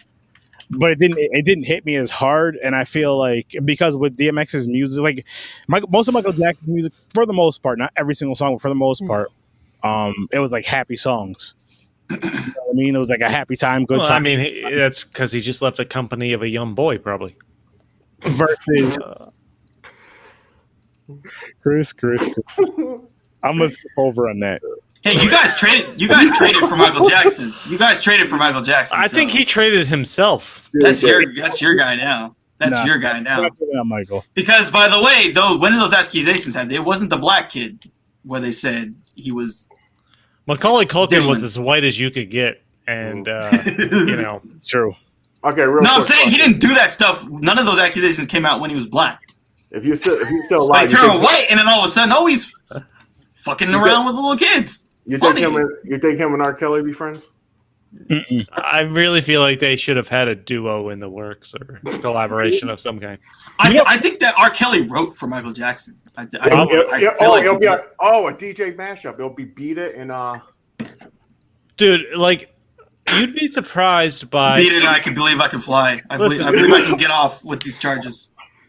after Mike Jackson passed away, you'd be surprised how many of the hits that hit the radio were written for Michael Jackson that came out by other artists. Oh yeah, he did a lot. Yeah, Dude, I feel like so there was that song Especially Get Lucky. Timberlake. Yeah, there's a whole bunch of stuff like that. Like Get Lucky, that song. Yeah. That song was like that was some fucking, that was straight up for Michael Jackson kind of shit. Even sounded like it. and I'm just kidding. I'm a huge Michael Jackson fan. Of course, I'm one of those. I had the Thriller album. He made amazing music. I'm gonna The say Zombies. I think "Man in the Mirror" is my favorite Michael Jackson song. I can't say. I listen to Michael. It's a mood thing. It's like, what do I feel like listening to right now? It is a mood thing, actually. Huh? It is a mood thing. You're right. Like certain songs, you're like, you know what I can listen to right now? I'm feeling like this mood. I'll put it. Yeah, I think the same way. I don't know, but I don't know what a favorite song of his would be. I'll be right back. All right. Yeah, it's tough. It's tough. See, the Thriller song was huge, but Does this guy never learn? Chris? Yeah, no, I do it. I Yeah. hit mute and I turn the camera off. Like he doesn't mute. He's just like, I hope he scares his girlfriend again. yeah, it's like all kinds of crazy white people shit could be happening, Yeah. and we're gonna see all of it. We're gonna hear it at least. Yeah. You see him in the background picking up all his R. Kelly albums. Yeah. In The Last Kiss, the bar scene, the dude was like, "So what do you have?" When they were going to South America, the one guy was like, "I have $7,000." The one guy was like, "I have $700 and a bunch of cheese." I started fucking dying. You know they had to get the white joke in there, man. Is that like the white person essential? It's like cheese is that important? You want to know what's funny? I really thought, okay, so you know the slang, you got to make that cheese. I always thought that was a diss against white people because we love cheese. And I was like, yo, are they trying to make? Are you making fun of us? Nope. With this? I'm like, Yeah, it's like you got to make that cheddar. Yeah, yeah, that's just money. It's the paper. Yeah, it's like when you like peel it or whatever. Yeah, you know what I'm saying. But no, the cheese jokes are always going to go back. Oh, Black and White was a really good song too. Yeah. Oh hell yeah! I like It's a Matt, good. what's Anna, uh Man in the Mirror. Human Nature. Really make me feel. Yeah, yeah. Reaching out. Of course, Billie Jean, Beat It. What's the other song? You Are Not Alone. You. Yeah. That's That- really good. Honestly, you Did that come out? Didn't that come out during a movie? Yeah, what was the Free Willy song? Remember that? That's it. Thank That you. was, That's it. Free Willy. Yeah. Free Willy, dude. Oh my God! I'm shocked no one put that on a wheel. Free Willy? Yeah. Or Flipper. You want to watch it? You want? Fucking Yo, stupid funny. talking. You can Yo, find, I had a friend. He laughed like that. Like his laugh was like Yo, Flipper. I wouldn't be able to have that. I'll try to make him laugh every day. Yeah. He would laugh like that. I'm not joking, dude. I'm not joking. And we were friends from like middle school. He was just like every time. Man. Like one time he like started huffing glue.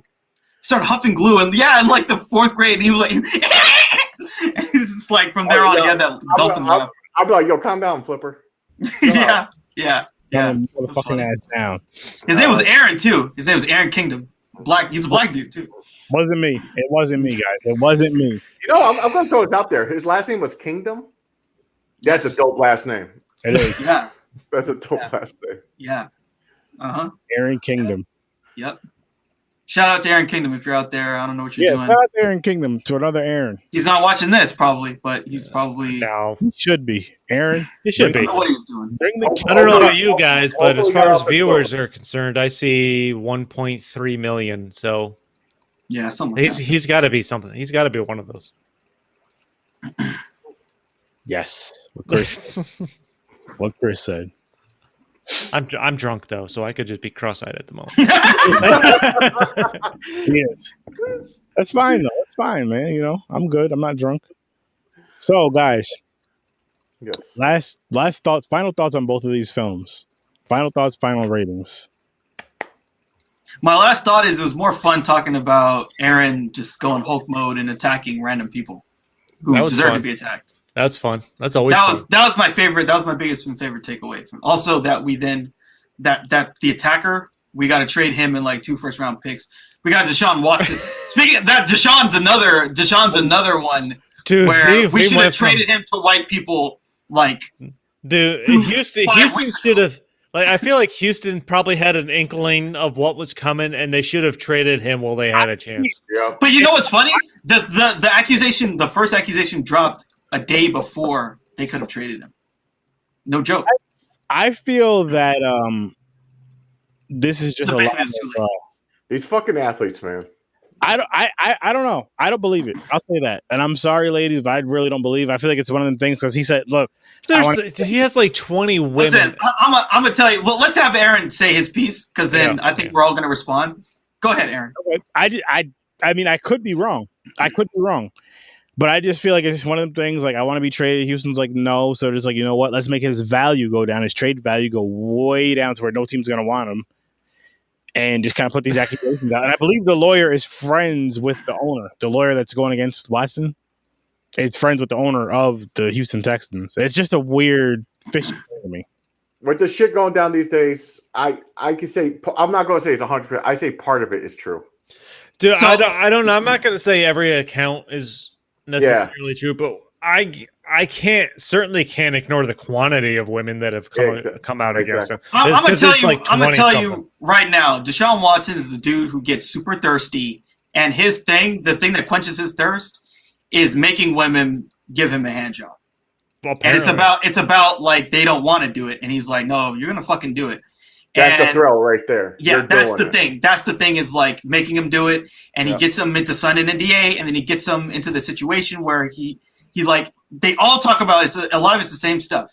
He made me sign this NDA. He said, "Oh yeah, I'm going to be very professional, very professional." He shows up wearing a towel that's like a fucking hand towel on his junk. Then he immediately takes it off. Then he makes them put their hand on his dick, and then he threatens them. What's fucking And it's all the same, and it's all over fucking DMs and Instagram. Like, he's got at least like 50 women that 50 different women. He went through every fucking woman he could find I don't know how you who throw away would your career massage like his that. ass. Listen, like if you're in a situation where someone asks you or says you got to sign an NDA, you know something fucked up is going on. Yeah. Yep. Like that should be like a red flag right there. I mean, I don't know if it's a total red flag. I think the problem is that because, like, look, he's a professional athlete and he's a rich guy or whatever. Maybe she doesn't want them to say, yeah, he's got a small. No, dick but or you're whatever. still talking about physical contact of genitalia, and an NDA being involved. You're like, okay, something's not right. Like, Well, I doubt that the NDA said that. It probably just said you can't talk about our encounter with anyone else. So basically, I can rape you because you signed this. Yeah, no, like that's crazy. I don't know. All these celebrities, sports people, like they don't realize at the time if he's a sex addict, he should get help for one. But if he's not, it's just he's using his power. Sounds like he just wants it touched all the time. There's other examples. Do you know what happens? You will lose your career. You will get blackballed. You won't be playing sports ever again. Yeah. I'm like, what the fuck? I feel like he's done. To me, I'm gonna be completely honest. I think that he's gonna get away with it. I mean, he's gonna probably get suspended this year for, I don't know, a year or 8 games or 12 games or something like that. He's gonna get suspended, and then he's gonna be right back, and people are gonna just kind of go sweep it under the rug. They might be able to cut him without having to take the hit on his contract.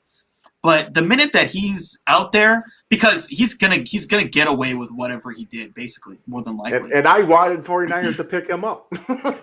Dude, that would have been an absolute fucking. Because there's I'm telling you, man, there's no two ways about it. Like he seeks these women out, and for him, the thing is not because like he's a rich guy, he's a young guy, he's a famous guy. He can find a million women to just bang.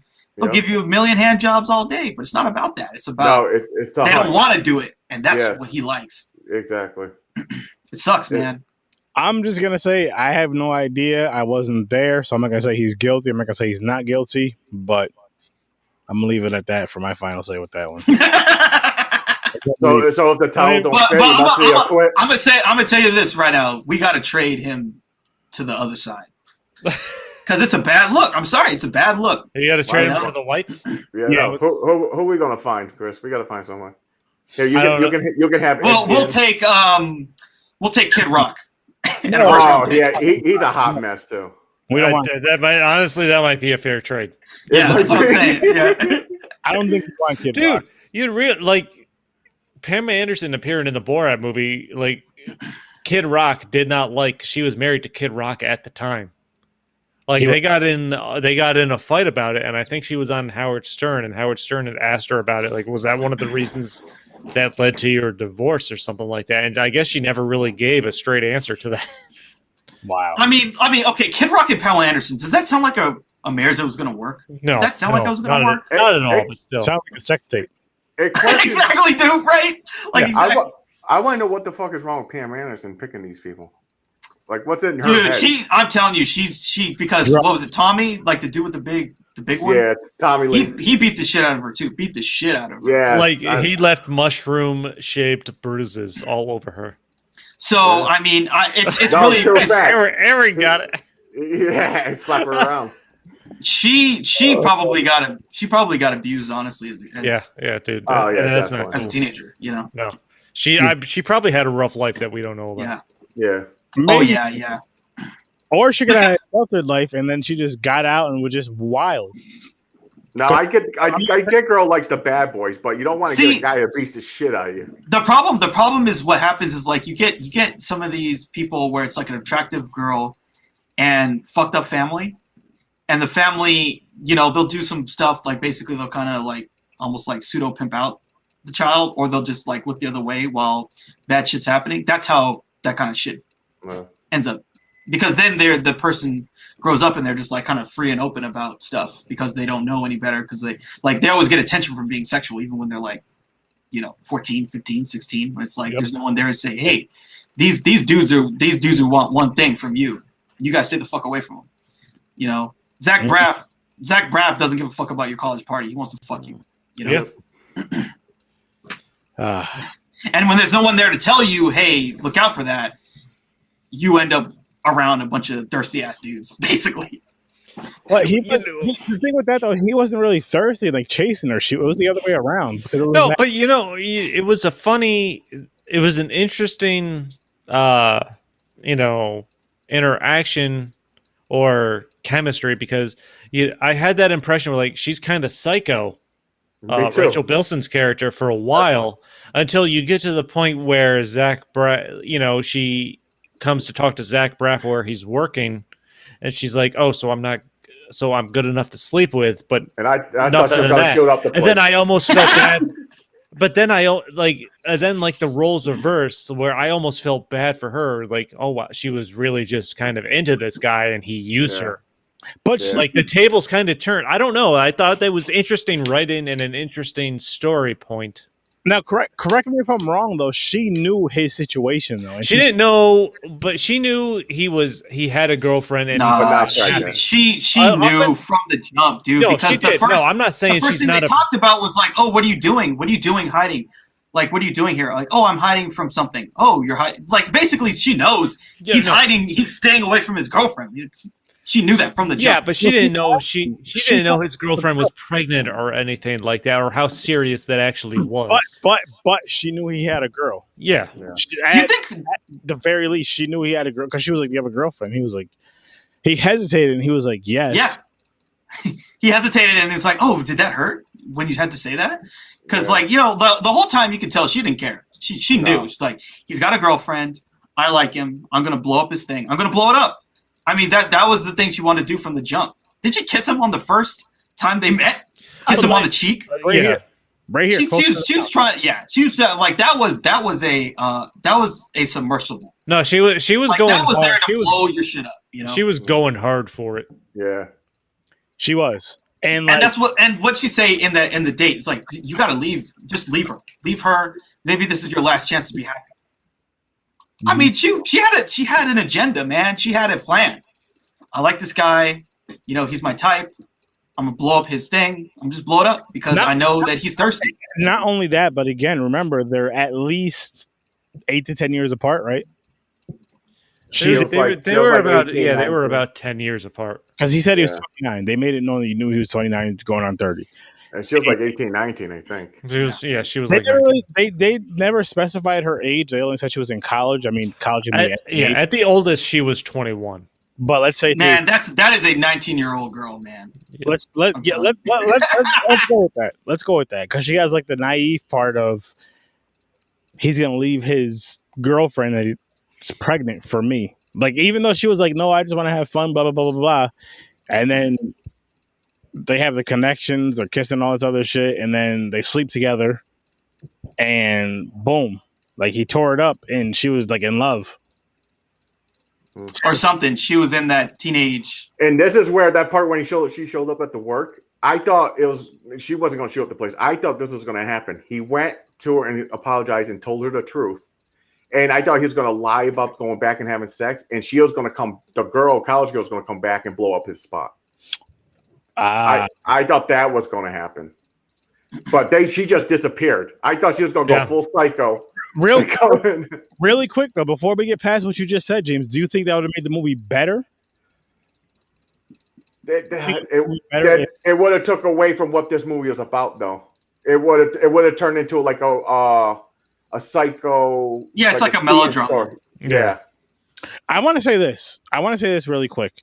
So the two friends that went to South America, I wish they had, even if it was only for like 2 minutes, a scene of them in South America having a great fucking time. Like I just wish it was like a 2-3 minute scene, 5 minutes max of them just having a good time in South America. Honestly, I didn't even care about their fucking what they're doing. Because it almost I did. I thought that would be a fun story to follow. Yeah, hell yeah. Because it was almost pointless of saying we're going to South America. Like they could have just fucking stayed right where they were. Well, because it was right at the end. So if it happened earlier, yeah, but it was at the end. I'm like, well, how much are they going to fit in there? So I was like, I didn't even care about that part. I just bypassed it. There was a lot of stories to this movie, man. It was like, like every relationship. There was like, what, 4 different types? Yeah. Yeah, it was the 4 friends, right? You got 4 friends. You got, like a side story of the girl's parents. almost turned into The Hangover if they all went in fucking van. And Yeah, went it was kind of. it was going towards that way. I'm like, what the fuck is going on? It's a lot of story he tried to fit into. Yeah. It wasn't bad. Like I said, it wasn't bad, but it's nothing I would go to. The thing with me though, because I'm like, what the fuck happened with the South America story? Like, what, did they go down there? Were they happy? I know they went for like a little trip, or were they happy? Did they find love? Because this movie's about cheaters. Yeah. You know. Oh, I mean that's what this movie just be called, Cheaters the movie, and how it really pans out. The South America movie was Creek up the paddle up up the creek without a paddle. Yeah, I think that's what happened. Deliverance. But without but really quick though, with this though, Should have put Deliverance on a wheel just for fun. The guy that leaves his wife that he has a kid with, he didn't cheat. They fall all the time. It's basically a story of like how relationships are crumbling. Can be because like shit happens. She was a stay-at-home mother. mother. That's why he didn't want to get married. He was like, you see everybody getting divorced or breaking up around me. I mean, he even said, "We'll get married when you can name 3 couples that have actually stayed together." And the hard thing was the parents, her fucking parents. So I thought he was going to go, see, your parents can't even stay together. You know, that would have been like a stab. Like this is why I'm not getting married. Yeah. Like I don't feel like Zach Braff has a huge range when it comes to being an actor, but he can still be a good actor, is the impression I got. He's a good actor. But adding on to that though, Chris, I feel like he has a decent range because he can do the dramatic kind of thing and he can do the comedy thing, and he's done both in Scrubs and he's done both in this film right here. Yeah, he's done good, but he can't. I feel like he can't take those to the extremes. Like the argument scene with him and his pregnant girlfriend after she finds out he kissed him was fantastic, but there's still scenes where when he's talking to her father saying how sorry he is now he knows she's the one and things like that, I didn't feel it there. Like it didn't hit emotionally the way it felt like it should have. I'm going to tell you why because I agree. He didn't show the emotion in his face. Maybe that was it. But like he was really sorry. And I'm gonna go to Scrubs really quick because I feel like in Scrubs, I know it's one of my favorite. It's my favorite sitcom, but I feel like he acted better in those type of scenes because you got like that emotion from it. But the thing is, I feel like the camera stayed on him a little bit longer in Scrubs. You know what I mean? Like to that point where you see the first thing where somebody says something to you and you wait a second and then you see their reaction. That's how I feel like Scrubs did a lot of things. That's why I feel like Scrubs did so well. But with this film, I don't feel like you didn't really get to see his reactions for certain scenes. Like you see like the initial reaction, but not like the reaction when it really sinks in. Like, fuck, you know what I mean? And that's probably what your issue is. Yeah, like I mean, it could be, but like I said, like I was really impressed. Like that scene where she's basically, after she finds out Zach Braff kissed Rachel Bilson and she's holding the knife and just the intensity and everything like that. Like, holy fuck, man. Yeah. And then to try to sympathize with him when he wants to get her back because he realizes that's the only woman he loves. Like that, I didn't get the sentimentality that they were trying to convey from those scenes, as opposed to, the opposite where they were fighting. Yeah, I could see that. But that being said, I mean, I thought it was still a fine movie. I would recommend it only dependent on the person I'm talking to and what they're looking for. Yeah. I'm gonna. It's not something I'm gonna put out there to say if you haven't seen this, you need to see it. Yeah, no, absolutely. As a matter of fact, I'll say it for both of these. Even though I gave Borat an 8, it's not a movie you need to see, so to speak. It's not one of those like, oh shit, like one of those cult classic films that's like, oh my fucking goodness, this film can come up in any type of conversation, so to speak. Neither one of these films were that. I will say, if you're a movie person, you're a movie buff. And if you have time to watch them and you own them or you can find a way to watch them, why not? Yeah. Yeah, we did. And I've seen Borat more than once. So I know I hope to never see it again. I mean, I watched most of it because... Actually, this is the second time. I only watched it once before. When it first came out, I think.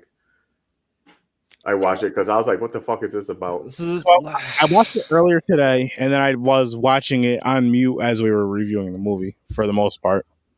So you almost got like 2 in there. Yeah. But like it's one of those movies I'll say watch it. Both of these movies I'll say watch at your own risk.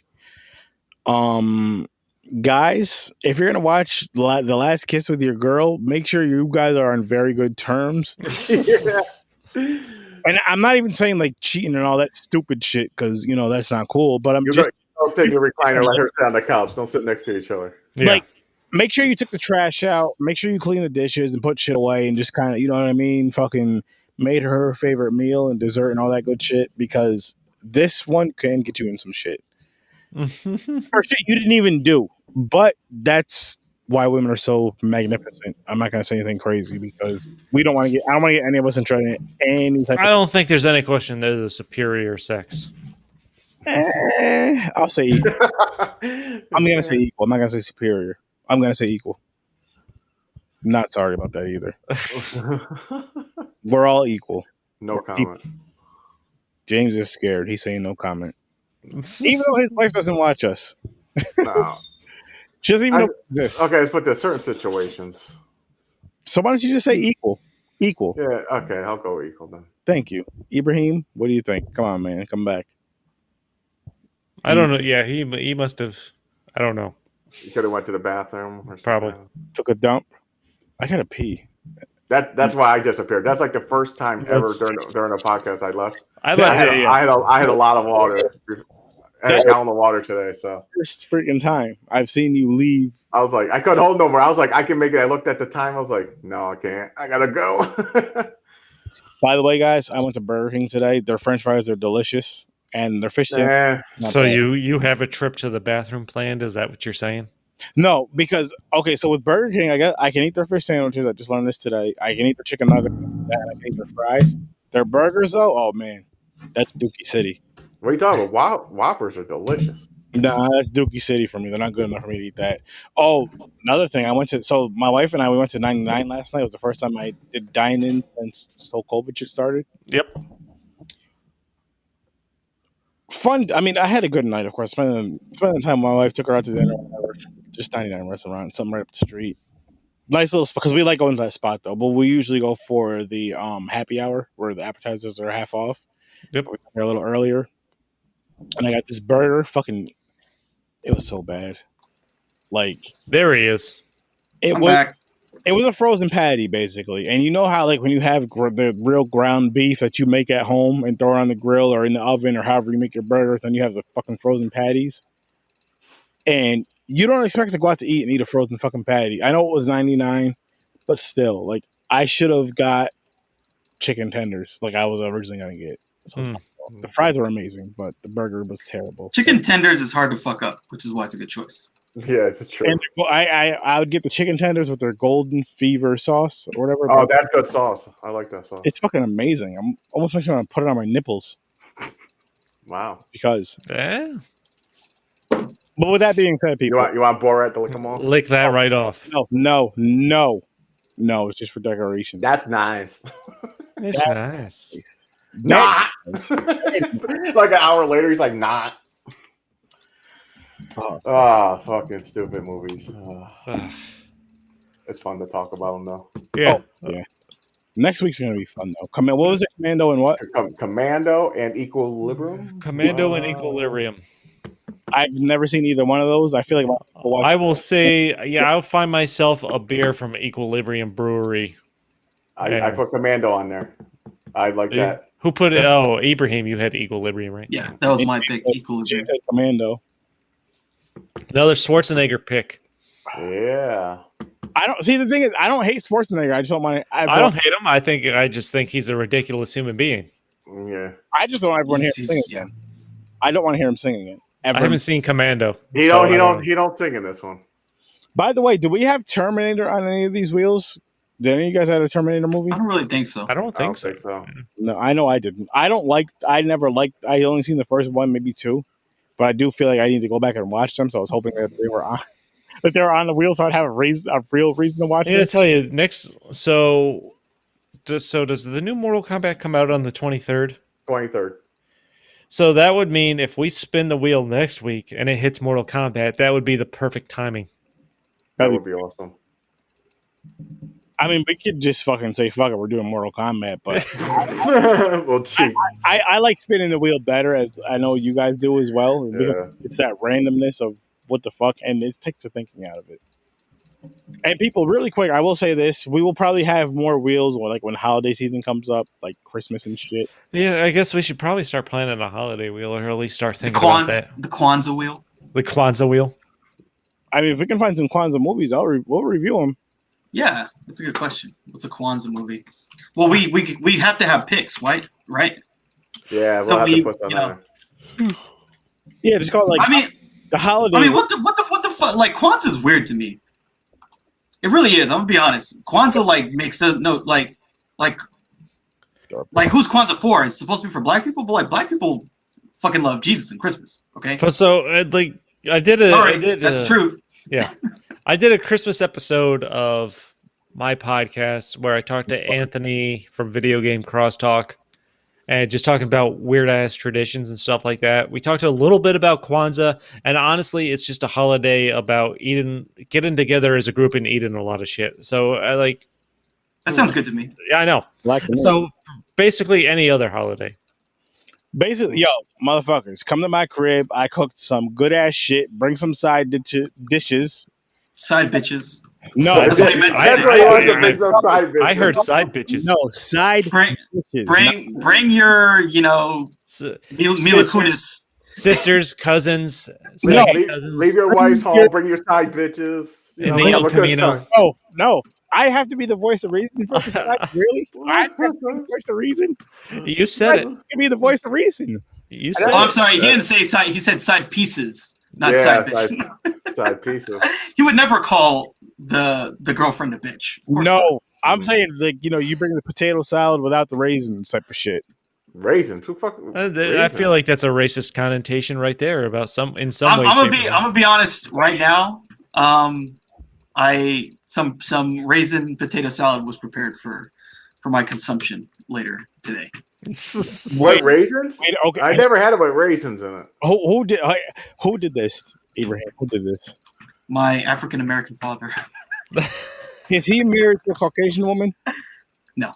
Does he? She looks like me, but we're super black. So my mom looks like me, but she's I black. never had raisins in potato salad ever. Me either. I don't think I have. Hang on. Sometimes you gotta And take it right on the white side. You know, you just gotta I've try. heard that. I've heard that was a that thing. must be but, that must be a California thing. California raisins. No, Oh, I've heard. we put stuff on. Hold on, I gotta kill a mosquito. That's California. Who By knows? kill a mosquito, he means masturbate people. Wow. Yeah, that's a kill a mosquito means out in California. I've heard about raisins in potato salad, but I never did. I I'll be kind of, honestly, I'll be kind of pissed if I had raisins in mine. Me too. I love potato salad. Is so fucking good. I do. I love it too. Favorite salad? What's your favorite salad, everybody? Pasta Potato salad. Potato salad. I don't like Italian dressing on. Really? noodles. I fucking love it, man. Pasta salad. Really? I eat the I cheese and defeated the pepperoni enemy. out of it. I see that. I'm proud of you, Ibrahim. I fucking hate mosquitoes, man. I fucking hate them. I hate the Yeah. worst. I don't know. Favorite salad? Go For me, For you, yes. I don't really like salad, to be honest. But so in California, everything's got avocado on it. So just some lettuce, some tomato, some avocado, some croutons. I'm happy. I'm not a big avocado A little bit of fan. ranch. Like, it's overrated. I can have a little bit. I can't have like crazy amounts. I'm not okay. So I'll answer both questions. Well, I'll answer the salad question is pasta salad. I love pasta salad, and I love it with Italian dressing, unlike James, which is weird. I'll let you explain that, Winter. But I will say potato salad's probably number 2 because it's so good if it's made right. And I mean, whoever wants to go next, James, Chris. Pasta salad, top of the list. I like a good chicken Caesar salad. Either, yeah. That's usually good. Like, especially chicken Caesar salad wraps. I love those for like a lunch or something like that. But I think that, those are James, That's what I think of. Mine's, but even though I'm not a huge potato fan, but I love potato salad. really? Yeah. That's- It has to be made with Hellman's though. I don't like sweet mayonnaise. Oh, Like, I love it. Like one time I ate fucking like someone made it with Miracle Whip, and I was so fucking mad. That's a huge difference. Yo, you ever eat a German potato salad? It's like straight up vinegar. It's horrible. I can't stand that shit. Nasty. Some sauerkraut. But I hate sauerkraut too. But potato salad is my number one salad. Then if I had to pick a second one, it would be Tossed. I don't like macaroni salad. I was waiting for it to go. He likes a Borat salad. Yeah. The prison manager. salad. Prison salad. Some prison wine. That's prison wine. There you go. That's 69 dressing. No. That was a fucking funny ass scene, though. I will say that. I can't believe they did that. I was laughing, and what made the scene funnier is because they blacked out their dicks. That made it funnier for me. Like if they showed, dude, and one was longer than the other, right? It's like Yeah, one was like Borat. did this. they block like out Borat. his manager's dick, or was he just so fat that like the rolls were over it? I couldn't tell. No, I think they blacked out both. Like they blacked out Sacha Baron Cohen's junk hanging down. So they didn't want their junk on, but it was okay for the porn actor. Yeah. They're like, we can show his. It's all right. I think you know what it was. I think it was because of it wouldn't have been as funny if they were showing their dicks in the fighting scene. I don't know. Unless they blacked it out because maybe they had it taped, so they really are not getting a mouthful of cock. I mean, I really think there was a sock or something involved. I really do. Maybe. I don't know how you get it to stay in that scenario, but But sometimes you do a thing where it's like duct tape fix everything. Duct tape, or like you got it's not a sock. It's like but, basically like a big plastic thing over the junk. But I mean, the guy's balls were still in Sacha Baron Cohen's face at the one point. Well, that's why you get paid the big bucks. Yeah, I guess you'll have the tea bag and tea bag. I mean, how much money would it take for you to be okay with a tea bag like that on film? There's not enough money in this fucking world. There's not enough motherfucking money in this fucking world for me to have a grown. I'm gonna tell you. I think it really depends on how much blowback you're gonna get from that. Like if you do that and no one, if you take a big load to the face and blow back, whoa, that's a problem. No, I'm just saying, like imagine those fucking dumb college kids who got drunk and said all this racist shit. Like that fucked up their life, sort of. I guess. Probably. But like if you did this and you got paid $1 million and no one cared, like it never existed, like man, what's the downside? You're being called. You're not even that. You're also getting great reviews for a comedy movie.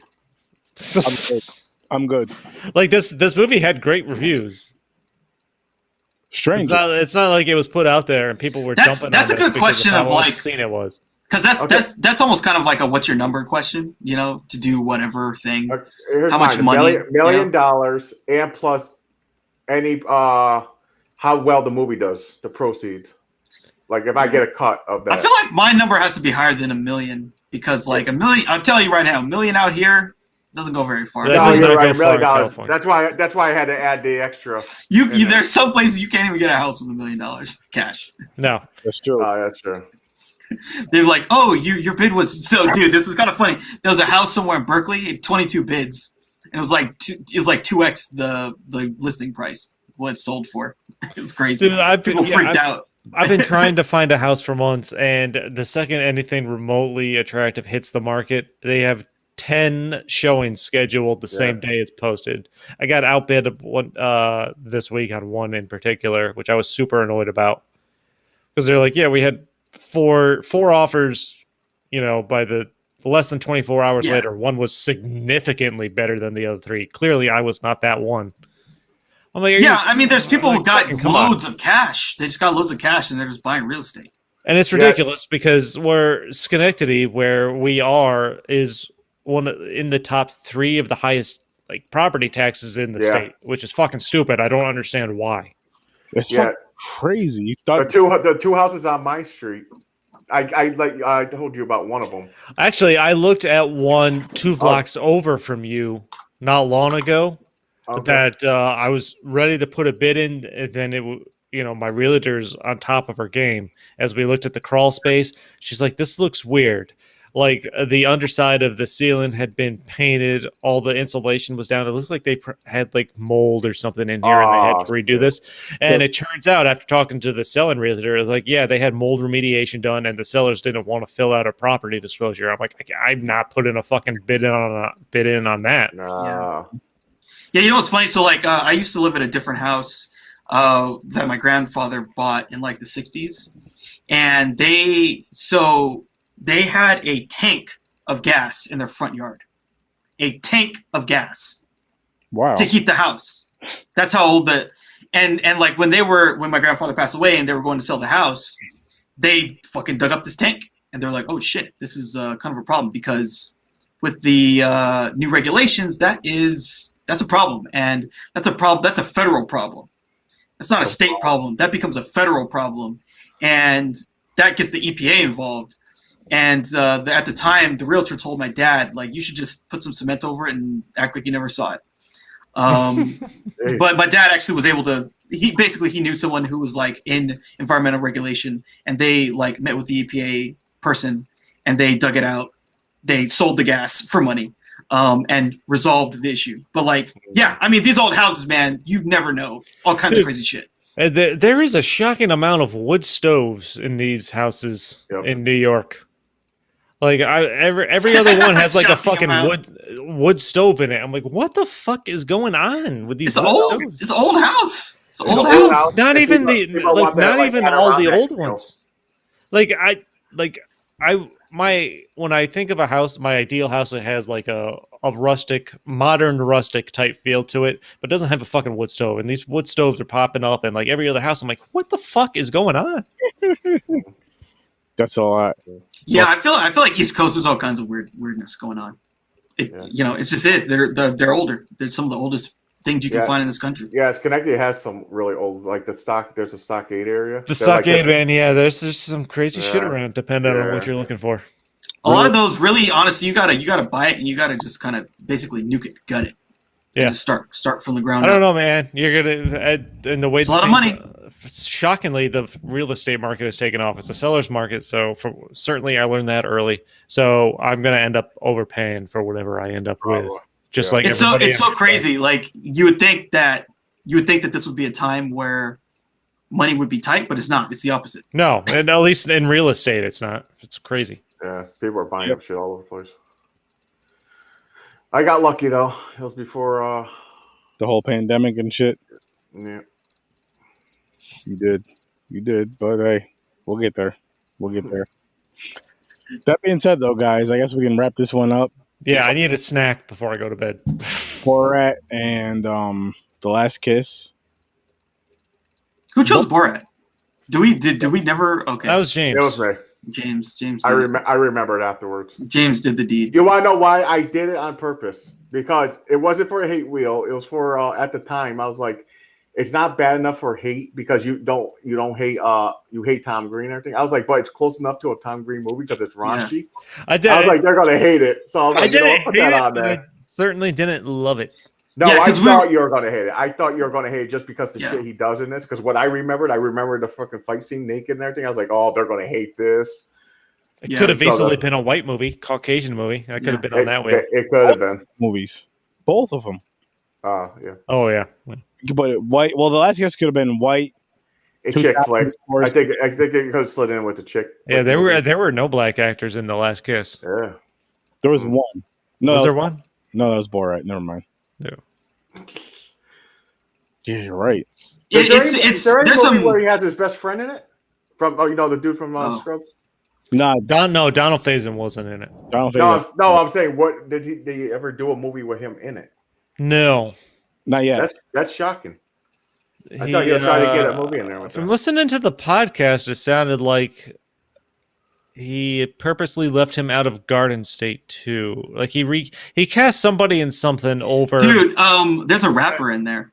Yeah, Method Man. He cast Method Man. Yeah, he chose over Donald Faison. That's fucked up. As a prank, he's like, "Yo, you know what's funny? I don't want to get you a paycheck." Because that comes up in their Scrubs Rewatch podcast every once in a while, and it's hilarious. Donald Faison totally could have played that role, but I mean, Method Man's cool. Method Man's interesting. I like Method Man. Fuck yeah. But that is funny because like that's like you're like, Did he purposely make this role, show him the script, and then like cast Method Man for the one black role in his film? Okay. And the ongoing joke in the podcast is Zach Braff up until somewhere like season 3 of when they're talking about season 3 of Scrubs has not seen Remember the Titans, which is one of Donald Faison's biggest movies. Yeah. So people keep bringing up questions from fans of the podcast, like why the fuck have you not watched Remember the Titans? And Donald Faison spends 5 minutes yelling at Zach Braff for not watching it. It's fucking awesome. I gotta check that podcast out. I gotta check it out. It's fun, man. It's just fun to listen to. Is there anyone that like that I feel like Remember the Titans is like one of those universally beloved movies. Dude, I don't know. It's one of those movies. If I came across it, I would just leave it on. Yeah. It's just universally beloved. I feel like it was probably I've never seen Rudy. So with that being said, from what I've seen, best sports movie I've ever seen in my life. From what I've seen. Remember the Titans? I know I've seen Rudy, but it's one of the most popular for sure. The only other that like really competes is like Rocky, and that's like a franchise, I would say. Oh, no one liked Dodgeball? I like Dodgeball. I like Dodgeball. Dodgeball's great. I think that movie's hella funny. You can dodge a wrench, you can dodge a ball. Yeah, that was a funny. I'm shocked that's not on there. Apparently, he like literally threw the fucking like Rip Torn was like crazy, like throwing wrench at his dick and shit. Yeah. Well, he started getting mad. He's like, dude, say your fucking lies, you dumb bitch. Like he was screaming at him and shit. It's like what? What was the film where they had the Special Olympics? That was a Johnny Knoxville film, right? Yeah, it was called. I saw that. And he competes in it, like and sucks, and it doesn't he suck, and like he's getting beaten by like the Special Olympic athletes or something like that, and realizes the mistake that he's made, and because he thought it was gonna be easy. He was like to get money, like he was like a scumbag. I don't know about this movie, man. Like I don't. Man, I can already see the Twitter thread of that movie. Especially of people fucking pissed. Yeah. Oh my god. That's another one of those movies that came out, and no disrespect, but it came out at the right time for that movie, because if it came out around now, canceled. Listen, beyond canceled, like that movie would not come out. You say that, but Borat 2 came out. On top of that, I'll say it had its entertaining moments, and it made like real good, powerful statements, I guess you can say, but it wasn't a good movie. Like, it wasn't one of those movies where it's just like, yo, let's throw it. Like, yes, we would probably throw it on the wheel if it made the wheel and review it, but other than that, it's not something you're going to just throw on fucking eating some pizza watching this shit. The way I look at comedy, and I'll just leave it at this, I don't think anything's off limits, but if you're going to make a joke about it, better be the more serious the topic, the better your joke better fucking be. It has to hit.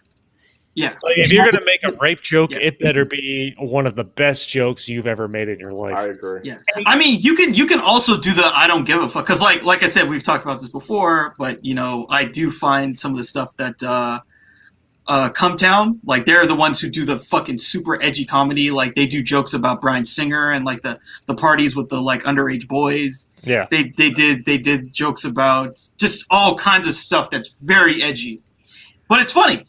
To some people, but it's all about taste. But like there's definitely like people where like hey, I went to the fucking Bryan Singer party and he fucking raped me. That's just not funny. And it's like no, but and that's one that's I don't give a fuck. You know what I'm saying? Yeah. So it becomes a problem. Yeah, it does, and it's one of the things that boggles my mind. So you'll see people complaining about jokes being made about certain topics, or comedians think, or people think they're being canceled because they're making jokes about this. Like, you know what? Maybe your jokes fucking suck. Yeah, that's the thing. Yeah, it's not the topic. It's like maybe your jokes are bad. That's what happened. That's what happened with the Seinfeld dude. Like he was bombing. He was. And some people were like, "Dude, you suck." The yelling the N bomb. Yeah, it's like, no, dude, you don't get to say that because you bombed. You bombed. They don't give a fuck. Like, yeah, exactly. Like, was it Michael Richards? Like, we don't care who you are. Your set fucking sucked. Yeah. So get the fuck off stage and try again next time. I don't give a fuck who you are. And go speaking on what you guys are saying about like the more edgy jokes, they have to fucking nail. It's like that you have to knock those shit. There are certain jokes where you can have like kind of like half the crowd laughs, half the crowd doesn't, whatever. But those real edgy jokes, you need 95% of those people laughing in the live audience. You need them to know that it's bad, but it's still funny. Yeah. You have to deliver it. You have to deliver it. And right. honestly, I think Anthony Jeselnik does a fantastic job. I love him. That. He's fucking hilarious. He makes some of the like most insane comments and jokes that I've heard, but he does it in just a hilarious manner. Aaron, you got to check it out, man. You guys tell me this a lot. One of these days I will. Send me a link. Dude, if you have Netflix, I think he's got 2 or 3 specials on Netflix. I'm going to forget. Like his last special was called Fire in the Maternity Ward. So yes, he's dark, man. It's hilarious. He's dark, and that kind of reminds me of like the Doug Stanhope. Like he would do some stuff like super and like talk about abortion and talk about like I'm glad we aborted the baby. Like they literally. He's another one, but he's a known fact that he's has a problem. He's an alcoholic. Oh. And he wrote a book about it and all that, but he is a comedian. He don't give a fuck. He'll cross the line. Yeah, he doesn't give a fuck. Yeah, he's wasted on stage. He don't give a fuck. But he's funny though. Like he's funny. He is funny. He can kind of channel it. He can kind of channel the. Yeah. He's professional when he's on the stage. Okay. Yeah, I mean, but yeah, like there are people like again the Michael Richards situation where you suck. You suck. Yeah. It has nothing to do with PC or whatever. Like your jokes sucked, and saying the N-word is not going to make you funny. Not at all. So get the fuck out of here, you know? I also say this too. If you're like, let's go out to a comedy club and you look who's in it, do some research before you go. If it says, hey, I'm dark humor, that means race, rape, abortions, everything is on the table. Do not fucking go if you're not into that. I'll agree with that to an extent, but I'll say that I mean, I know he dropped the racial slur because he bombed. Like I feel even if you go dark, there's still certain things you can't say depending on who you are. And I mean that's just how it is, but he fucked up. But he fucked up. His was out of anger though. He tried to make it funny, but it wasn't. When he was doing that, he was angry and annoyed. Yeah. That's what I'm saying. That wasn't part of his. That's him pissed off and being racist. He was mad because niggas didn't find him funny. That's what the problem was. Well, he was really mad because they called him out on it. Yeah, he was sucking. That was the thing. He was bombing. He was sucking, and then they called him out on it. And he was used to being on Seinfeld, where it's a fucking you come in the door and they're clapping and laughing and shit. It's a laugh track. Hit the button. Hit the button. Hit the button. And then he came out at the Laugh Factory. They're like, "You fucking suck, dude. You fell off." Yeah.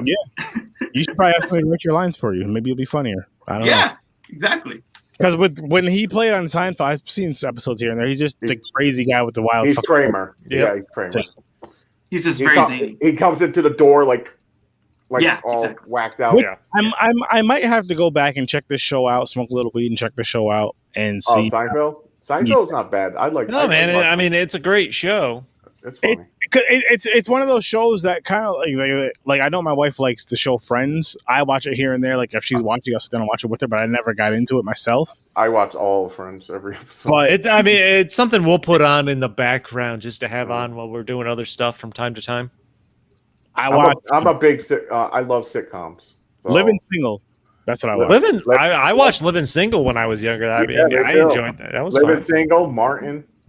I watched those. The Wayans brothers, even though they get the Wayans brothers, yeah. Fresh Prince. I watch all the shit. I love sitcoms. I loved Fresh Prince. You know what? Here's what I'm gonna say. Big Bang Theory. Sitcoms nowadays cannot touch the sitcoms that came out in the 90s, and I'll say that about well. No. Because like we're over here talking about fucking.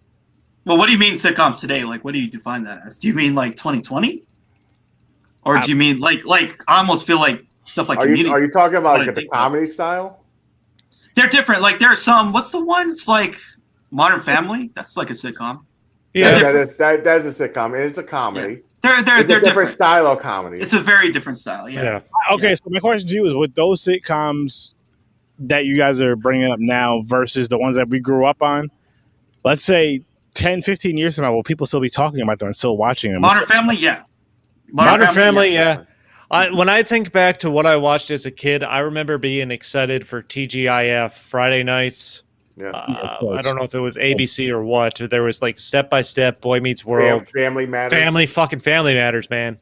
Yeah. But I feel so like probably the biggest sitcom, other than like Friends and shit like that on the planet, is no, what's that? The Office, the American version of The Office. I like watched both. I didn't watch the English. I even watched the Britain version. I couldn't get into the British version, and I like Ricky Gervais. Yeah.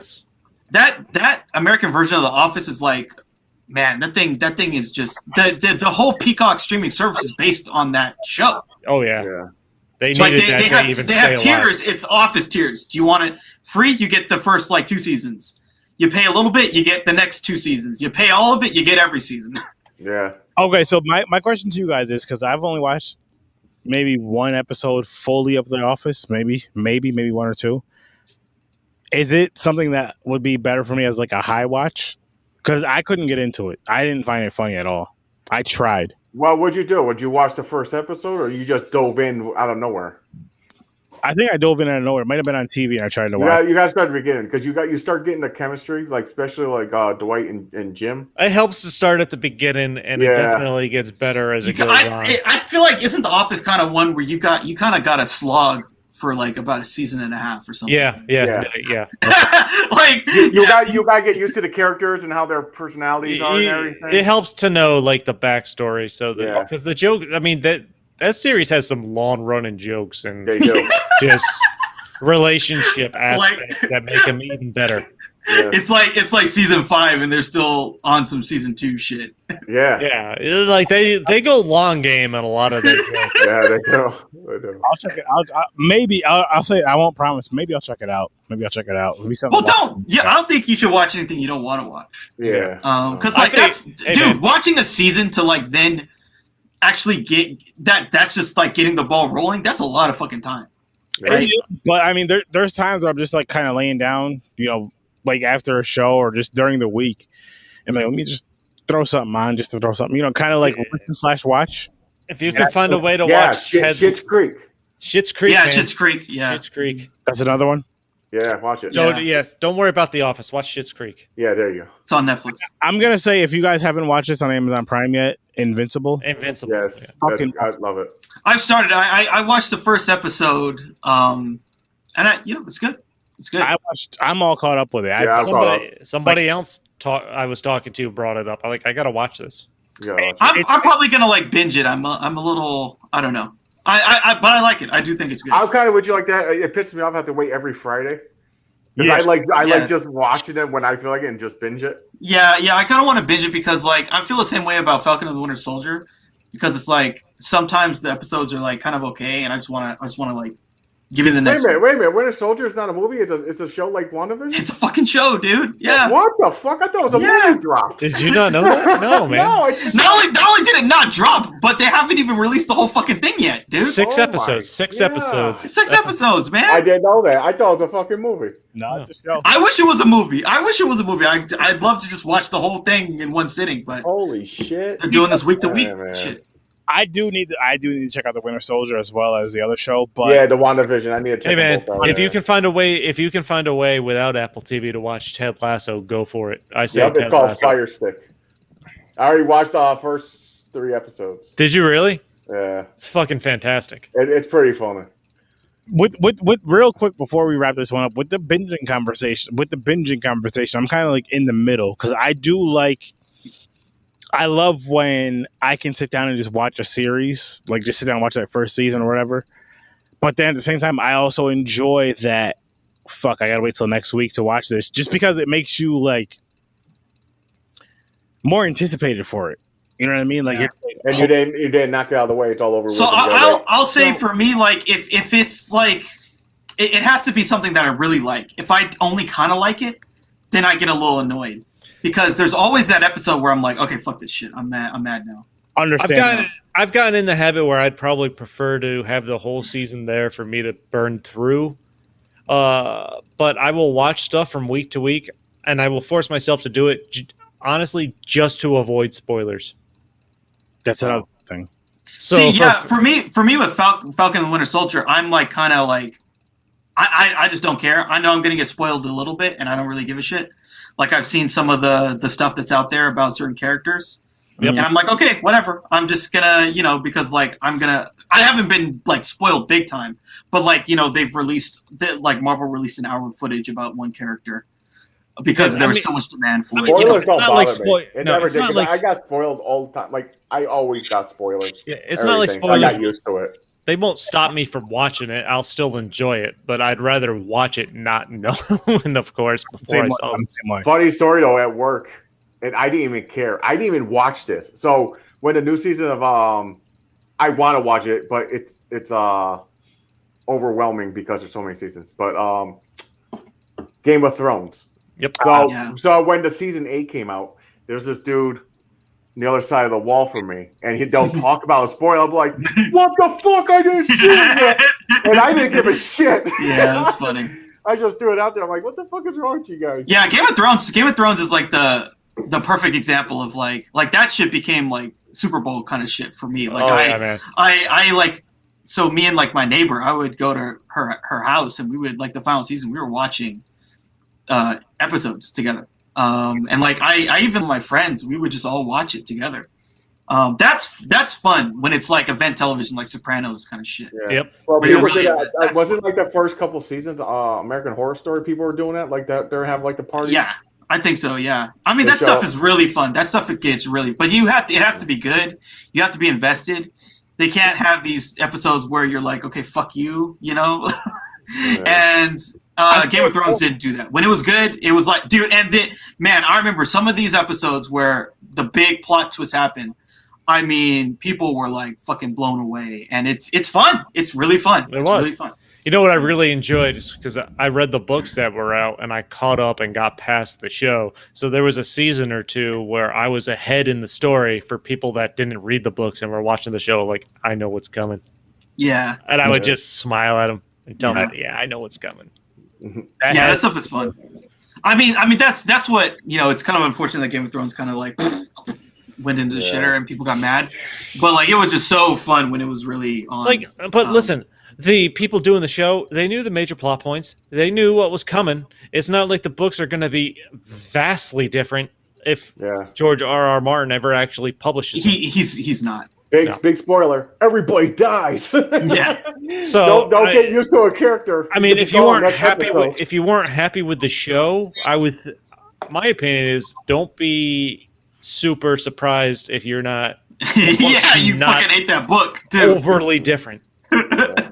Exactly. You're gonna read that book. You're like, the fuck? Listen, I mean, obviously, there's so many words and so much story in those books. There's going to be more stuff in there that wasn't in the show. A couple things might play out differently, but I feel like the main plot points are probably going to be the fucking same. I mean, he told them his ending. Yeah, I know. He told them. He basically said Bran becomes the king. The fucking the White Walker King dude gets killed by what's her face. Arya. And by Arya. Jon Snow gets arrested for killing Daenerys, and then he goes off. That's your ending, folks. That's all, folks. That's what you got. If you didn't like that, well. And it was funny. George R.R. Martin, he's doing everything he can to not do that last book. He Basically, really is. Yeah. He's got literally 5 shows lined up with HBO. 5. Plus the musical they're gonna do now. They're gonna do a fucking musical. He's like, listen, I'm not gonna do this book. And there's a manuscript out there. I don't feel like finishing it. People are gonna be mad. So you be mad at D&D, and I'm gonna do these fucking spinoffs. Get that money. Get that money. Because he spent the entire pandemic. He might still be there, although he's probably got a vaccine at this point. But he spent the whole pandemic literally in the woods. In a fucking shack somewhere because he's old. Weren't they someone worried about like finish it before you die? Yeah, but he doesn't want to do that. Anyone that still cares, I guess. I don't care anymore. Yeah, he doesn't want to do that. He wants to. He likes to live his life and eat, and he goes to these conventions, and the women just throw themselves at him. He likes to. He like every book you read, he's like describing the food. This dude loves to eat, man. He loves food. Oh, he's a foodie. He likes to fuck. and he likes working with HBO. That's what he wants to do with the rest of his Apparently, life. man, He's in his 80s, right? Is he in his 80s? I don't know if he's that old, but it's probably when you say work with HBO, it's probably HBO just asking him general questions in relation to a show they're trying to make, and that's the extent of it. Maybe. I mean, I think he's It's very easy involved. for He wrote some of he wrote a lot for the Game of Thrones show. So they see him as a cash cow. Basically, they want to. They have these. They're prequels trying. that are- I think the HBO at this point is just trying to buy his name. Yeah, they Right. are. They are, but he's all on board because they're doing all these stories because he's like Hey man, he probably I have a never price. he probably never dreamed that they would then do all these other random prequel stuff that's Yeah. like not really the main storyline that's as interesting. Mhm. And he's like, dude, like all these prequels that are like super nerdy shit, I get to make movies and shows out of that. Fuck yeah, Yeah, man. fuck I this mean, last book. Why not? I have a price. It's not high, Shit. but I have a price. And people are gonna watch that shit. Yeah, they are. They really are. But I guess with that being said, though, people, we can get And the show plugs. Yes, sir. Focus Cinema Podcast. Check me out. That's all I got. Facebook and YouTube. We Focus Cinema Podcast, which Yeah. all are in the description, by the way, people. But just to give you a reminder, we do Popcorn and Pints every single Saturday at 9 o'clock Eastern Time. 9 o'clock p.m. Eastern Time, and you're going to see some cool shit. You're going to see some wild shit. You're going to see some funny shit. You're going to say, why the fuck did they say this? Oh my gosh, how the hell did they add R. Kelly in another fucking movie? But we do it. How did they incorporate Sex in the City this week? R. Kelly and Sex in the City on Popcorn and Pints. And a horror search 30, it's R. Kelly. I'm telling you, man, Yeah. this movie was like dead on for that Sex in the City because it's a wedding. There's a guy who's got cold feet. There's cheating. Yeah. Basically the same fucking movie. The blame game. Same movie. The blame game is a little easier, but we're not going to get into that because that would be like another 2 hour. No, I don't Yeah. have time for that. I want to go to bed. All right. So we had horror I mean, look, story. we've already resolved this. It was the kid's fault. Oh Jesus! I There we go. disagree, but we'll go back to that. on a Let's future- no. future episode. We'll make that a whole show. Next episode. That's like our running thing. That's It our is. that's our office joke. James will have to put on the hat again. Yeah, I got it for you. Perfect. No, we have we have team. It's like, Civil War is Team Cap, Team Iron Man. It's like Team Mr. Carrot, Big. Team Big. Yeah. No. Well, it's Team Little Girl. Like I'm Team Little. It was the little girl's fault. It was the kid's fault. It is. And Aaron is like Team Carrie's fault, I believe. Right? She's the most. I forgot. I gotta watch. No, I thought you blamed Carrie because she blew up the wedding and made it hella big. Who's And it was the- about her. Carrie, the horse. I thought her name was Samantha. No, No, that's her friend. Samantha. Samantha. Which one was Samantha? She was the maid of honor, bridesmaid, or whatever the hell you want to call it. She was, yeah. Samantha was the Oh hoe, no, right? Samantha was the hoe in California. Yeah. Samantha was the one Greek that chick. Samantha was the one Aaron wanted to marry. Yeah, that's right. He Oh, wanted to geez. marry her. But anyways, you can catch me on Horror Source Story Tuesday and Thursdays, Popcorn Point Saturdays, 9 o'clock. and Eastern time. yeah, at 9 o'clock Eastern Time. Buck naked, as you can see my name right there. Fuck that. Stories from a Bar. Just put out a new episode last week. I just recorded my first on location one today at a new brewery in Guilderland. Popcorn and Pints every Saturday night. Follow Popcorn Pints on Twitter, at Popcorn Pints on Twitter, on Instagram at Popcorn and Pints. Someone stole that fucking and on Twitter, so we didn't get that in time. Fuckers. Those assholes. Ampersand. I know, really. And that's it. Yeah. All right. Ibrahim. Oh, I already plugged mine. Yeah, real yeah, quick. yeah. Aaron zoned out. All right. Horror Research 30, Tuesdays and Thursdays, 9 o'clock Eastern Time. You can find Horror Research 30 on Facebook. There's a Facebook group and a Facebook page.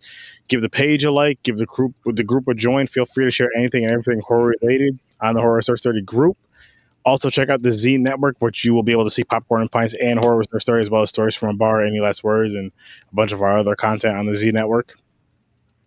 As Chris, Horror Research 30 on YouTube, the Z Network on YouTube, also on Spotify and all those other platforms for both horrors. Yeah, we're just we're building, guys. We're building, and we're gonna keep doing this fun stuff. Tune into Horror Source 30 actually in about half hour to an hour. Me playing Zombie Army 4 with some friends and my brother, as long as I can stay awake. But that's gonna be fun. Yeah, you can check us all out on there. And again, one last time, I want to say rest in peace to DMX. I want to throw up the X for him one more time. And we had a great time. Thank you guys for watching. Thanks for popping by, and peace. Gypsy tears out. Gypsy. I'm out. It was the kid's fault. It was her fault. It wasn't. It was the kid's fault. I'm telling you, it was the kid's fault. It R. wasn't. Kelly pissed on It her. was the kid's fault, man. R. It was her Kelly fault. pissed on her.